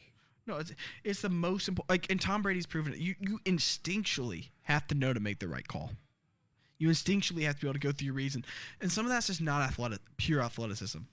But like basketball, understanding tendencies of some random right outside linebacker. I'm not saying that, but like basketball, it's like it's pure reaction. Some of it, like LeBron, for instance, he's a smart guy. But I never say, oh, you know how LeBron dribbled and did a spin move and then jumped from the free throw line and dunked it over two people? Genius. I wish I would have thought of that. I can't physically do that. You know what I mean? Right. Like there's some moves, like when you jump from the free throw line and dunk it over two people, that's not a smart play. That's an athletic play. In basketball, there are some things that's just like, I can't physically do that. Like with Steph, I can't do the crossover between the legs, behind the back, fade away from 35 feet and hit it. Right. That's not. No one's like, wow, that was smart. It was just like, wow, that was but incredibly talented. I think the smarts is the reason LeBron is so great. No, 100%. There are other guys who are athletic as him. Yeah, his fucking interviews where he'll talk about 3 minutes straight of the down and back. Like, all right, I got it. Okay, more play. Okay, yep. I saw a thing with LeBron where he was playing with Ray Allen. Or, no, it wasn't Ray Allen. It was Kyle Korver. And when Kyle Korver came to Cleveland, and LeBron said, where do you like to hold the ball when you shoot? And Korver's like, what do you mean? LeBron's like, do you like it on the seams? Or like, you know, do you like it? You know, he was like holding it, and he's like, I guess like this. I'm like, okay. He said throughout the whole scrimmage, LeBron was hitting him to where when he caught it, it was where he needed it to be. He was putting the right spin on the basketball to bounce into Kyle Korver's hands how Kyle Korver wants to shoot. So Kyle Korver didn't have to readjust and shoot. Yeah, Kyle Korver's like, I've never even heard of that. There's a special intelligence. He's like, I've never seen anyone do that. And that's a gift. To be able to throw the ball like that and so someone catches it on the right spot, that doesn't even make any sense to me how you could do that. But Kyle Korver said, he goes, I've never seen anything like it. He goes, people don't get it. He goes, when he makes these passes, it's like he's just hitting me. He's hitting me to where I can catch and just put it up how I like to hold the ball. He has a sense. Like, it's just, there's a gift. Just like reading a defense and understanding and learning tendencies so quickly. Oh, I remember when we played week 13 3 years ago. I know this linebacker likes to go here. Well, and like Shaq, I think he's maybe the most dominant player in the history of the NBA. I don't know if he can play now. Not at all. Orlando Shaq, maybe. Yeah, the 3 years. The because three, that dude could run. So fucking athletic. Yeah, the Later 3 day years. Shaq, I don't. Like I said, he got fat as soon as he went like to LA. Miami Shaq, who won a ring. I don't think Miami Shaq could play now. I think he couldn't. You have to come out to 3-point line to guard people now, and he just can't. They put him in a pick and roll, and he wouldn't be able to physically keep up. That's the thing. Is like nowadays people just pick and roll you to death. Right. So I do think Rudy Gobert is the best defensive player in basketball. Wins defensive player of the year every year, and he gets played off the court in the playoffs because teams have too much talent, and he can't stay on the court because they just put him in a pick and roll over and over and over and over and over. You want to pop? I'm gonna give you Yeah. pop. Sody pop. Dang it. I'll have to go pick that up in a second. Yeah, I guess that. Yeah. I do think Shaq would only have played for 3 years in the NBA in today's NBA. Or stay in better shape. It's the only other option. He didn't have to stay in shape back then. I have to. Like, he didn't have to stay in shape back then. Now he'd have to be that freak athlete. Because he was basically kind of like Giannis at the beginning. He's Embiid. Early Embiid. No, but I mean, like, kind of like Giannis. And, like, back in the day, he used to get rebounds and take it the length of the floor. Yeah, but Giannis gained 50 pounds of muscle since he got in the league. No, I know. But I'm talking about, like, Shaq was kind of like that. And, like, he'd get a rebound and just take it up the court and go dunk it. Embiid's not comfortable doing that. I'm saying, like, Shaq used to be that guy. And then he very quickly became not that guy. He very quickly slowed down. He devolved, for sure. He went from not being that fast. Like, in Orlando, dude was fast. Like, he could just pick the ball up and go. And he wasn't, like, elusive or anything, but he was just straight line fast where you get the rebound and just go. And then, split the defense and lay it in. And then he got less athletic. Speaking of LeBron, dude invented the chase down block. Yeah. And it's a thing that happens now. Like, other people do that. But he's, like, the first person who, like, invented that move. I think Tayshaun Prince invented it. LeBron made it famous, I guess. Yeah. The Tayshaun Prince, when he did that in 2004. Like, it happened before, but LeBron, like, added it to, like, I'm going to do it all the time. Yeah, I'm going to smash it into the backboard. And it's going to go to the half court. I'm just going to do it all the time. Like, just turn something that's, like, was done occasionally by people to, like, this is part of my game now. It's almost the LeBron. Yeah. LeBron block. But yeah, like, it's, I don't know. Like, that's Since you've completely devolved our top 5 sports. Yeah. Kind of ran it off. So we can rattle through the receivers quickly, I guess. We'll do some wide receivers. I just want to say McDonald's has done their menu hacks. Now you can order them. Oh, and I know. I do want to try one. I'm not going to do the hash brown McMuffin. Not interested. What else you got? Surf and turf. What do you think surf about and surf and turf? turf? I think it probably tastes good, but I'm a big fan of the filet of fish. Let's rank them. There's 4 right there. For pure enjoyment, I would say one would. The crunchy double has to be 1, right? It has to be With 1. The nuggies. Nugs and a double cheeseburger. Number 2, Landy or C for me. I would like to know what that's. There's a lot going on. We can try one. I'm gonna put that because the I McChicken would get mayonnaise. tons of mayonnaise. I'm a mayonnaise guy. Right. So I don't think you would love it as much as I would because I'm a big mayonnaise guy. Well, I just have to get it without mayonnaise, and we just see what happens. And no tartar probably either. There's a lot of sauces on that, man. I would love that. I'm a saucy guy.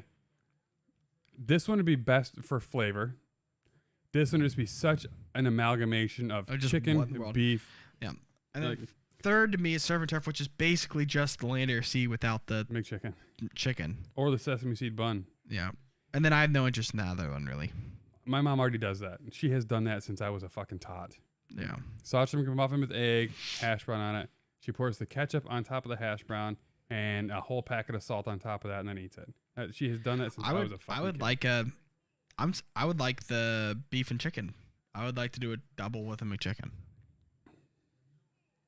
Basically, the did same. we not? You turned on a game and you didn't turn on the fucking Golden State game. That's the game I would have put on first. I'm just so glad Clay's back in the league. Like it's just basketball's better with Clay. Again, put Clay in the 90s. Like that's just another one. That type of shooting and that type of defense. Yeah, Clay sets all the records before Steph does. Like, yeah, I think Clay's a better shooter from a off the pick and roll than Steph, but he will never create specific. like Steph. Right. I don't know. I have no way of judging that. He's just a pure stroke. He's Kyle Korver with better shooting skills. Yeah, he's very good. Man, I still wish LeBron would have went there. That'd have been nasty. So wide receivers. Top 5. Number 5 for me, I have Jamar Chase. You see, most receiving yards since the age of 40 in NFL history. Tom Brady's number 2. That's fantastic. I just wanted to give you that one. That's good stuff. I like it. Yeah, Jamar Chase, number 5.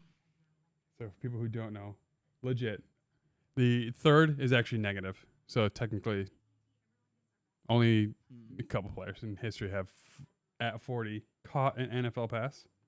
Tom Brady is one of them. That's awesome. Number 5. Yeah, Jamar Chase. Well, way to go, prisoner of the moment. I would have put him higher if I'd have been a real prisoner of the moment. Dude's nasty, though. Well, number 5, Tyree Kill. Okay. So I've heard an hour of how much overrated Tyree Kill is. I'm putting him there just because speed, route running. No, he's great. Like I have no problem with that. If you'd put him like 1 or 2, I'd have had an issue with it. You don't put him 5, sure. There's so many receivers though. Yeah, it's hard. It's so fucking hard. Number 4, I have Justin Jefferson. So got my LSU Tigers out of the way there, I guess. Okay. They were teammates in college for Burrow, just so you know. My number 4 is one that you may have a problem with because technically not on a team. I put AB on there. Oh, okay. And I would have put him higher, but mental issues aside, like I can't. Dude's good. Dude's good. I didn't even think about him because he's just one of my favorites to watch. Like I have watched practice sessions of him. Like there's no route runner like him. Sideline receiver I've ever seen. Best route runner I've ever seen. The break off the line. But just the fact that you throw the ball to the sideline, he just catches it, gets 2 feet in. It's unbelievable. Number 3 for me is Debo. Me too. I think he's gonna be a game. He's a so fucking good. game changer. He has Garoppolo, and he's showing out. Like everyone's like, oh, he does a lot of it running because Garoppolo's not very good. They're just trying to get him to touch the football any way they can. That's why he started running the football. He's like, he needs to touch it. He had a kickoff return the other day. He's Christian McCaffrey who lines up in the slot. Dude's good. Like he can run. Good. He's a Swiss Army knife. He is Wes Welker. Kicked a field goal, returned a punt, caught a touchdown in the same game. Number 2 for me makes me uncomfortable because he's only been in the league 3 years, and everything in my core wants to not say him, but Cooper Kupp. Okay. I don't want to say it, but he's had 1,000 yards 3 straight years. He's gotten better every year. He has Stafford this year, who's okay. He had Goff last year, and he put up big stats. So I mean, he's good. He's a separator, great route runner. It feels wrong to me because he's not the athlete that a lot of these other people are. Not that he's not athletic, because if you're in the NFL, you're athletic.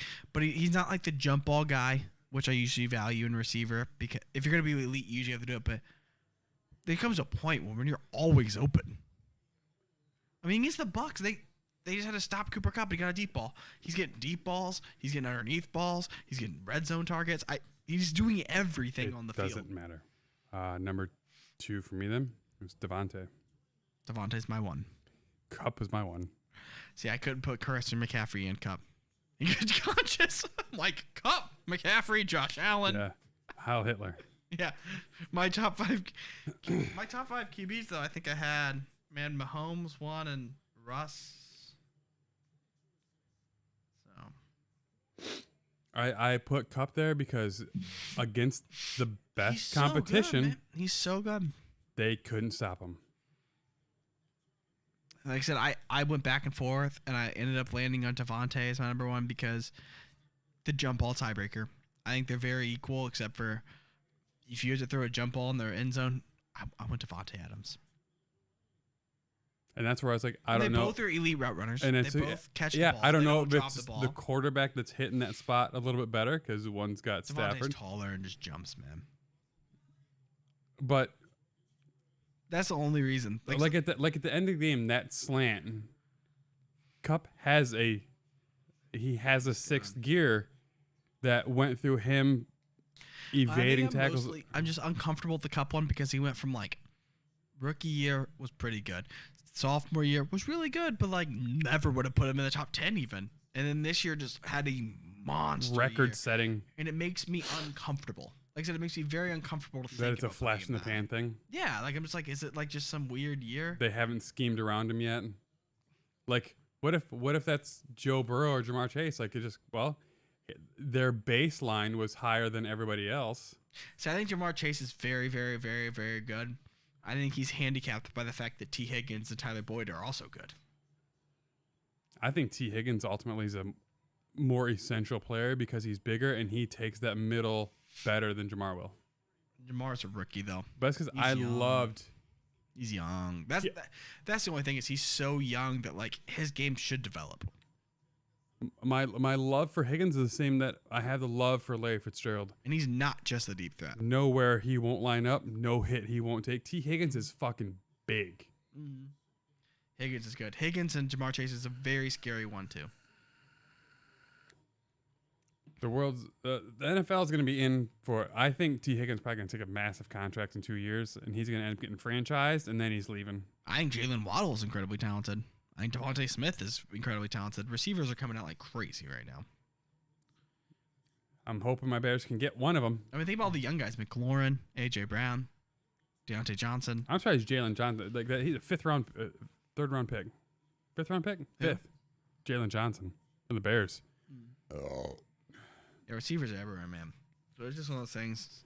Well, yeah, there's so many 7-7 camps. Like you get to learn the route tree and play from like 12 on. Like you should be a good route runner. You should have hands. Like you've gotten to play and catch from. It's AAU for the NFL.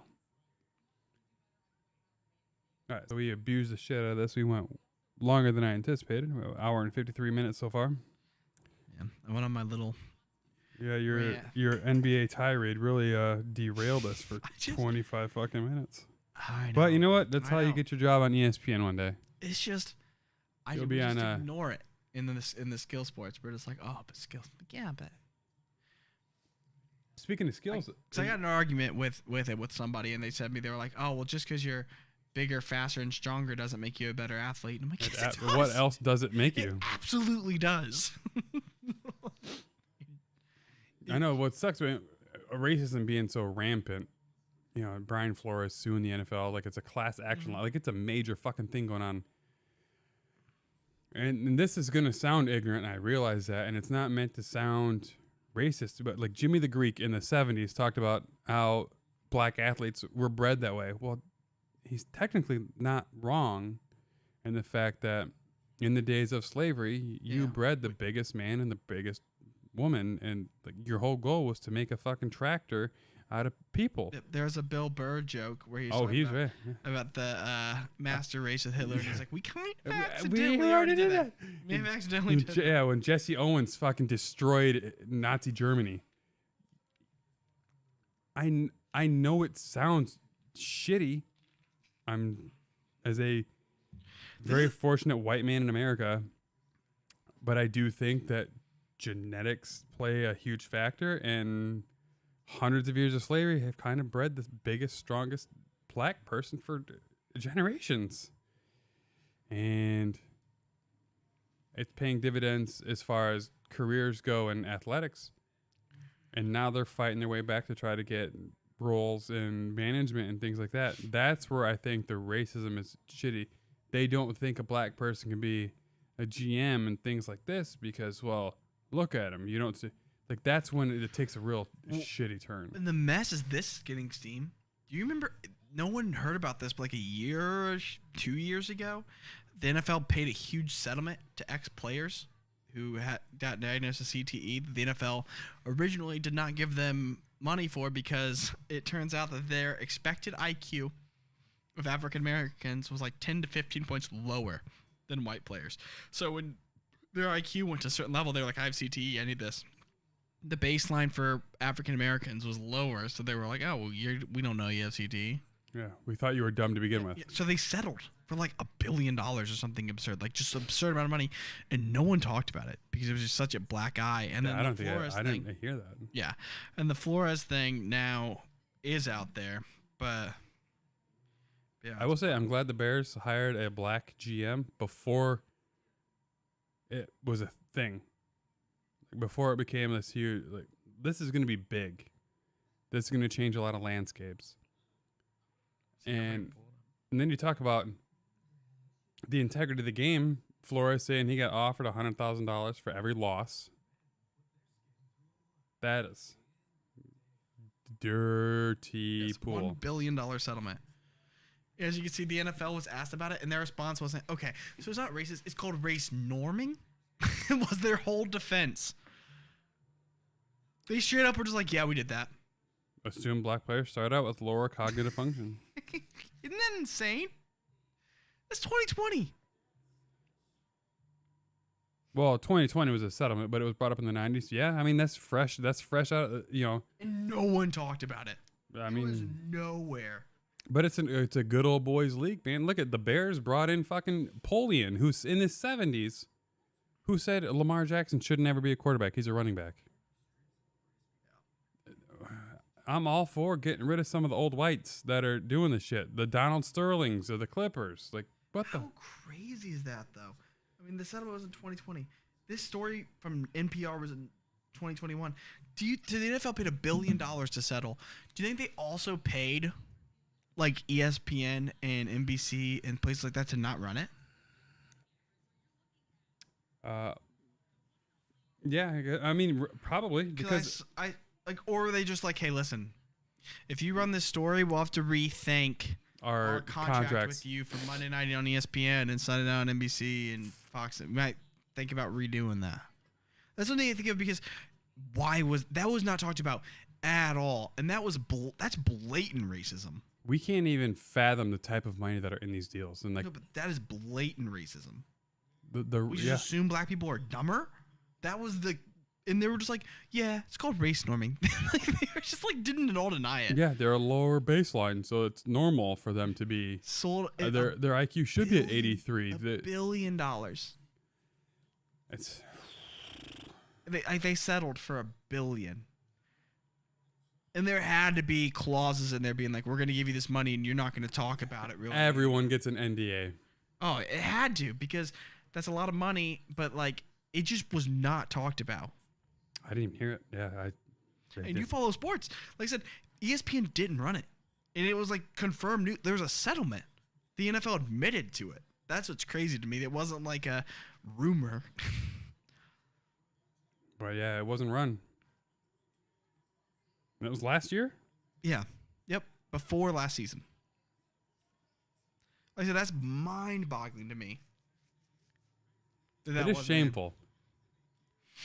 I think we go back to the critical race theory. It's just ridiculous that we're reverting back. Mm-hmm. And that's the thing is, I was talking to my dad about it because I had showed my dad, and we had long discussions about the race norming thing. So when this different generations, man, he's not on your side, I don't think. I know he is, but we were talking about the Brian Flores hiring, and I was like, yeah, of course he's not getting a job. Dad's like, why? I'm like, because black people are dumber. Remember? Why would you want him coaching? Their cognitive functioning baseline is lower. He'd have to be quite exceptional. It's ridiculous. Mike Tomlin's one of the best coaches in the league. The only black coach right now, but one of the best coaches in the league. Gotta love being hired by the Steelers, though, because they're not firing anytime soon. The Rooney Rule is the rule that made it so you have to you have to at least talk to him. Yep, and that's where the Brian Flores thing came out, is because the Bill Belichick, they the text had messages. the job before they even talked to him, which is technically against the rules. I mean, I'm sure it happens in life where you interview someone and you're like, he's getting the job. Nepotism is a real thing and always has been. And not even nepotism, just you interview the first person, you're like, they have the job, and it doesn't matter what the other person does, really. That happens. I'm sure it happens. But I'm also sure that there is racism going on in the NFL. I'm not at all. Absolutely. Like, maybe this will work out for Pittsburgh. Maybe Brian Flores won't be able to get a head coaching job because of this, and the Rooneys will hire him as our DC. And we'll just... Butler, the old Patriots cornerback. He's on Pat McAfee. No, D-Butt. Patriots cornerback? Where did he play? Malcolm Butler. It's D-Butt. His nickname is D-Butt.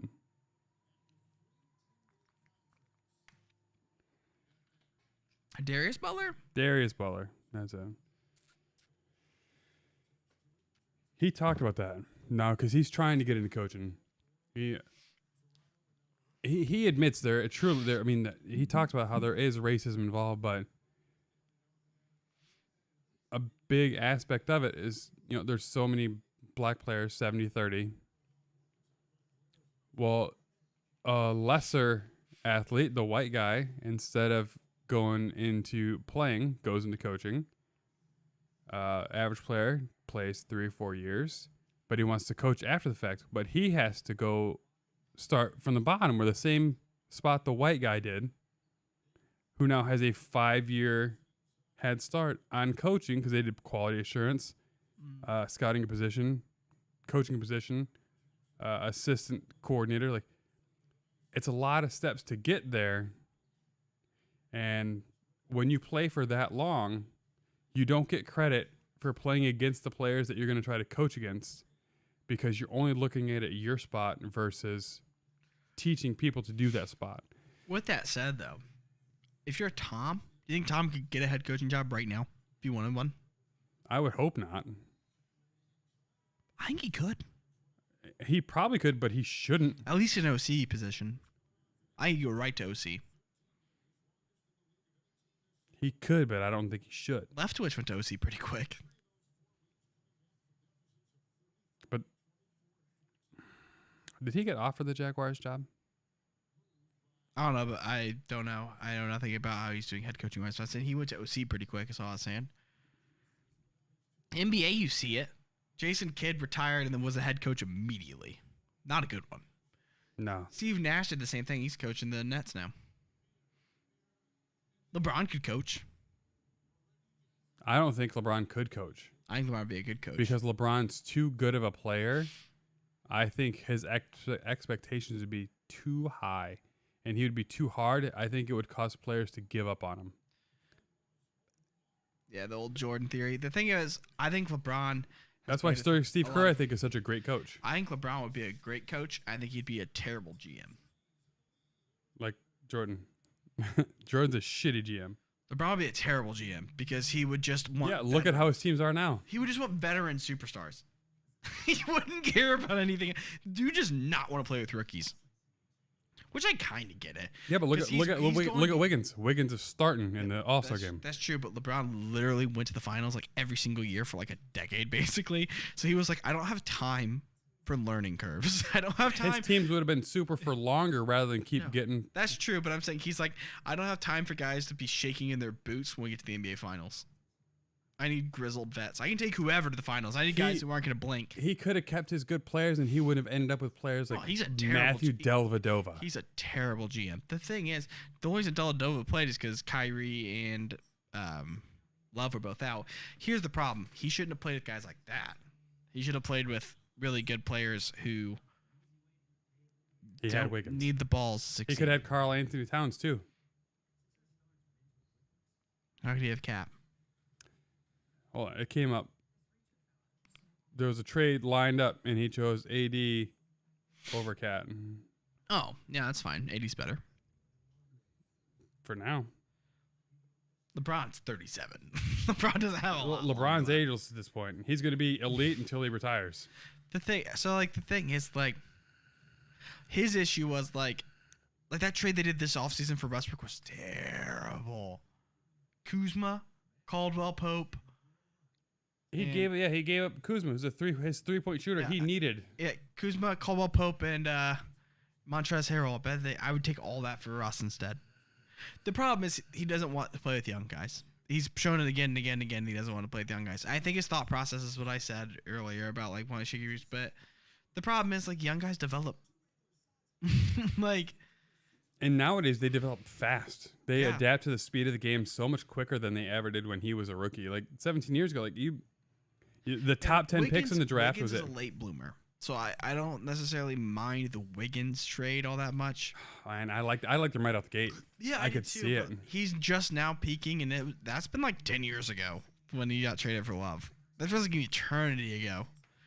The thing is, it's just one of the most wrong picks I ever made. And you're like, I remember like I get a lot right in the draft. The biggest wrong one I ever had was Harrison Barnes. And I was a prisoner of watching him play at North Carolina. You liked or didn't like him? Loved him so fucking He's still much. Good. He's been in the league for a long time. He's still very relevant. But good. I was like, this guy is going to be it. He's a tall, lanky. Tayshaun Prince ruined it for me to be a tall, lanky, small forward. So you just can't do that. In the NBA, it's so hard to know somebody's going to be it. There's so many of those guys. Anthony Edwards was supposed to be the next LeBron. How many next LeBrons have there been, by the way? Every year. Ben Simmons, Andrew Wiggins were two of the more famous ones. But see, you talk about developing. Ben didn't develop. Ben is good. Just can't shoot. It's kind of important in the 3-point days. It's true. He can't hit past the elbow. He can be the one guy on your team who doesn't do it. He's a shooting center. He doesn't fit well with Embiid because Embiid also plays in the paint. He would fit like on the Lakers. He'd be fine with AD. Yeah, but not with Westbrook there because Westbrook. Westbrook doesn't belong on an NBA roster. Not a winning one. It's just fucking crazy. Who's this guy? Fucking leave it to Beaver. That's awesome news. The thing is, like Ben Simmons, the Pacers should trade for him. Him and Miles Turner and Sabonis would be very good. Two shooting bigs that are good. Like Sabonis is great offensively, terrible defensively. Then you have Miles Turner and Simmons who are elite defenders. Miles Turner could shoot. Pacers need creation. It makes a lot of sense. The thing about Simmons too is you just gotta teach him to be more aggressive on offense because Giannis can't shoot either. The thing is, like, Giannis is more aggressive. When the games that Simmons is aggressive offensively and going to the rack, he could score 30 points. And you'd think he has like some weird mental. I think block. he needs a that's what I was just gonna say. I think he needs a psychologist, like a mental health expert. Someone to tell him like, so you can't shoot free throws. It doesn't matter if you can drive to the rack, score 20 points a game, and play elite defense. There's a spot in this league for you for a while. Yeah, but if as you long can't, as you can play elite defense. But if you can't shoot free throws, you can't play in the end of the fourth quarter. You have to shoot free throws. They're free. Yeah, I mean. He has to shoot 65%. I'm saying 75. Overall, 75. LeBron shoots 70. Over his career, but he's better than that now. But I was like, you can shoot 70 and it's fine, or 65 and it's fine. Like you're not unplayable. As elite defensively as he is, you're not unplayable at 65%. Maybe so, but you can't be. Again, at the end of the game, what you do is you sub him out on offense and you let him play defense. They do that all the time with fouls and stuff at the very end where they're subbing people in and out. And what you do is you just on offense, you don't give him the ball. Like when you know what I mean? Like on offense. Well, they have the hack a Shaq rule for 4 minutes of the last, 4 of the last 6 minutes of the game. Right. I know. And teams don't do it often, but they did it with him. But it's a psychological thing. If you hit like 60, I saw a stat. You only have to hit like 55% of your free throws for it to punish the other team, because you're hitting at least one. You're getting at least 1 point every possession, that way, and so it gets to be not beneficial for them. You have to basically make a little over half to punish them for doing that. Well, but I think also that 1 year he was hitting like 20%, and that was what was really jacking everything up.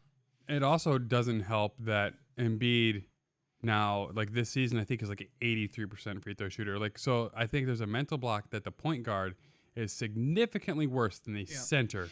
Well, he's not a good fit for that team. No. But like I said, he and it also helps that it helps for Embiid. Embiid is getting healthier as he gets older. Mm-hmm. So, like, Ben Simmons got to shine for 56 games early in the career and then, like, shined for another 45 because Embiid kept fucking getting hurt. And now that he's developing a turnaround jumper and a great free throw shooter, wants to shoot threes and do everything, it really pushed Ben Simmons out. Mm-hmm. Yeah, like I said, there's a spot. Like I said, is he ever going to be like a top 5 player in the league? No. But he can be a top 5 defender. For elite defense, elite passer, there's room for you. Like Draymond's not a great shooter. He doesn't even shoot the ball. You don't have to shoot the ball that much. He could be Draymond. The cool thing about him too is he gives you great position flexibility. Yeah, I know it doesn't. He can guard almost any position. But Ben is sitting out over pride and everything like that. I don't think Draymond would have ever. Draymond is a fucking teammate. No, the Sixers said they're not playing him. I don't think that's just a Sixers thing, though. They don't want to risk his injury. They want to trade him. Someone's offering something for Ben Simmons. Yeah, but do you see the Sixers want? Then that's on the Sixers, not Ben Simmons. Yeah, they want a superstar caliber player. But you're not giving a superstar caliber player. Yeah, that's the problem. I think that he could be like I think the Pacers make a lot of sense. You give up maybe they send like Sabonis and a pick and. Didn't you say Sabonis is a liability on defense? Oh yeah. Okay, let's make sure. That's okay with Embiid. Right. That rim protection. That's the thing is like they don't need defense. So like they would have Maxey still and Seth Curry, and then they would just basically have Tobias play the 3 and Sabonis play the 4, and then Embiid the center.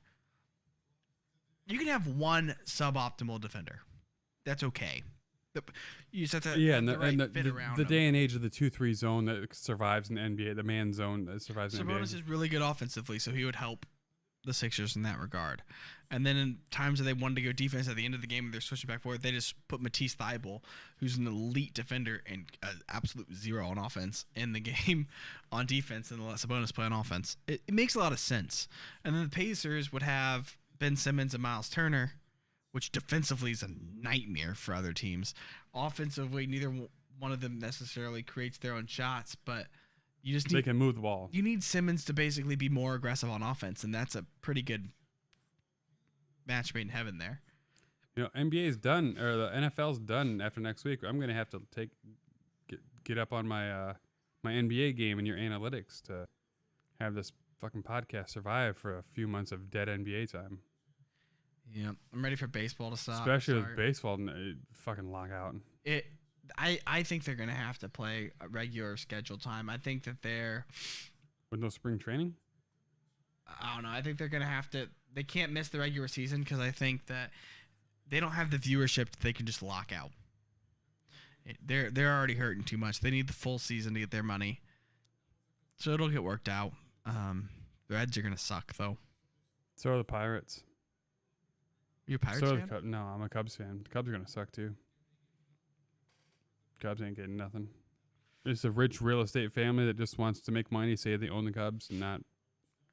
It'll be interesting. Cubs are gonna suck. I hate the Ricketts. So who's gonna be the Brewers and the Cardinals again magically? Yeah, well, I hate the Brewers too. The Cardinals always somehow make it work, and I do not understand how they do that. But AD needs to leave the Lakers too. For what? Because he doesn't need to play with LeBron. Every game LeBron plays, Anthony Davis is the reason anything bad happens. To me, I think that they should. I think that's one way that you could trade Russ. With AD package? Trade him to a team that's not going to win right now for some useful pieces. And then basically they have to eat Russ's terrible contract for 2 or 3 years. They give him a buyout AD dominates. And then they'll have AD. And you find him like a team with pieces or something like, I don't know. Like what if you put him with trade him to the Mavericks or something, And, the Lakers get Porzingis and Hardaway and some other guy. And then the Mavericks, it hurts them for a little bit, but then they have Luka and AD to build around. Or you do it to the, then you just get some Hawks, fast. The Hawks for some stuff, and they get Trae Young and Anthony Davis to build around. I think there's a lot of different options you could do stuff like that, where with a team that's not going to be there for a little bit, or like the Grizzlies would be a perfect team, actually. If you bring down these fucking ridiculous asking prices for some of these players, it would work out for everybody involved, but everyone wants... Like if you could trade it like to the Grizzlies and the Lakers get like Dillon Brooks. All these teams are like Adam.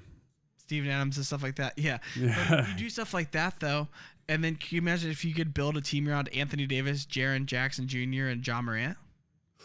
Like, that'd be a pretty good, star. That's what I'm saying. Like, I think it makes some sense to do something like that. You have a team that has good young talent.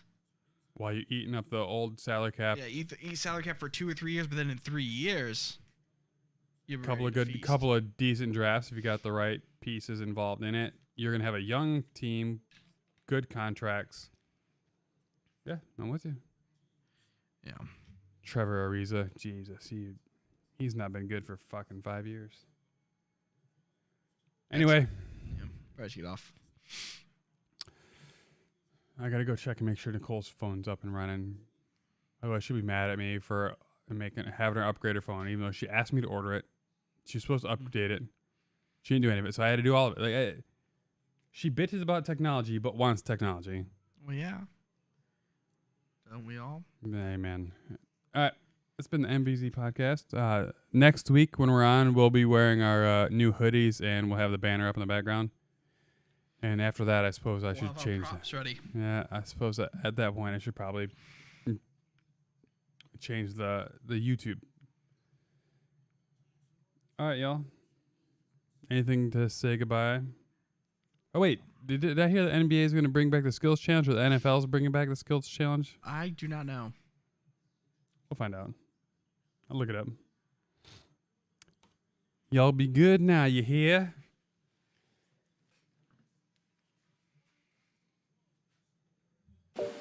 Thanks for listening to the On Call Podcast. Check us out on Twitter @OnCallPod. Interested in being a sponsor or want to be on the show? Drop us an email at oncallpod@gmail.com.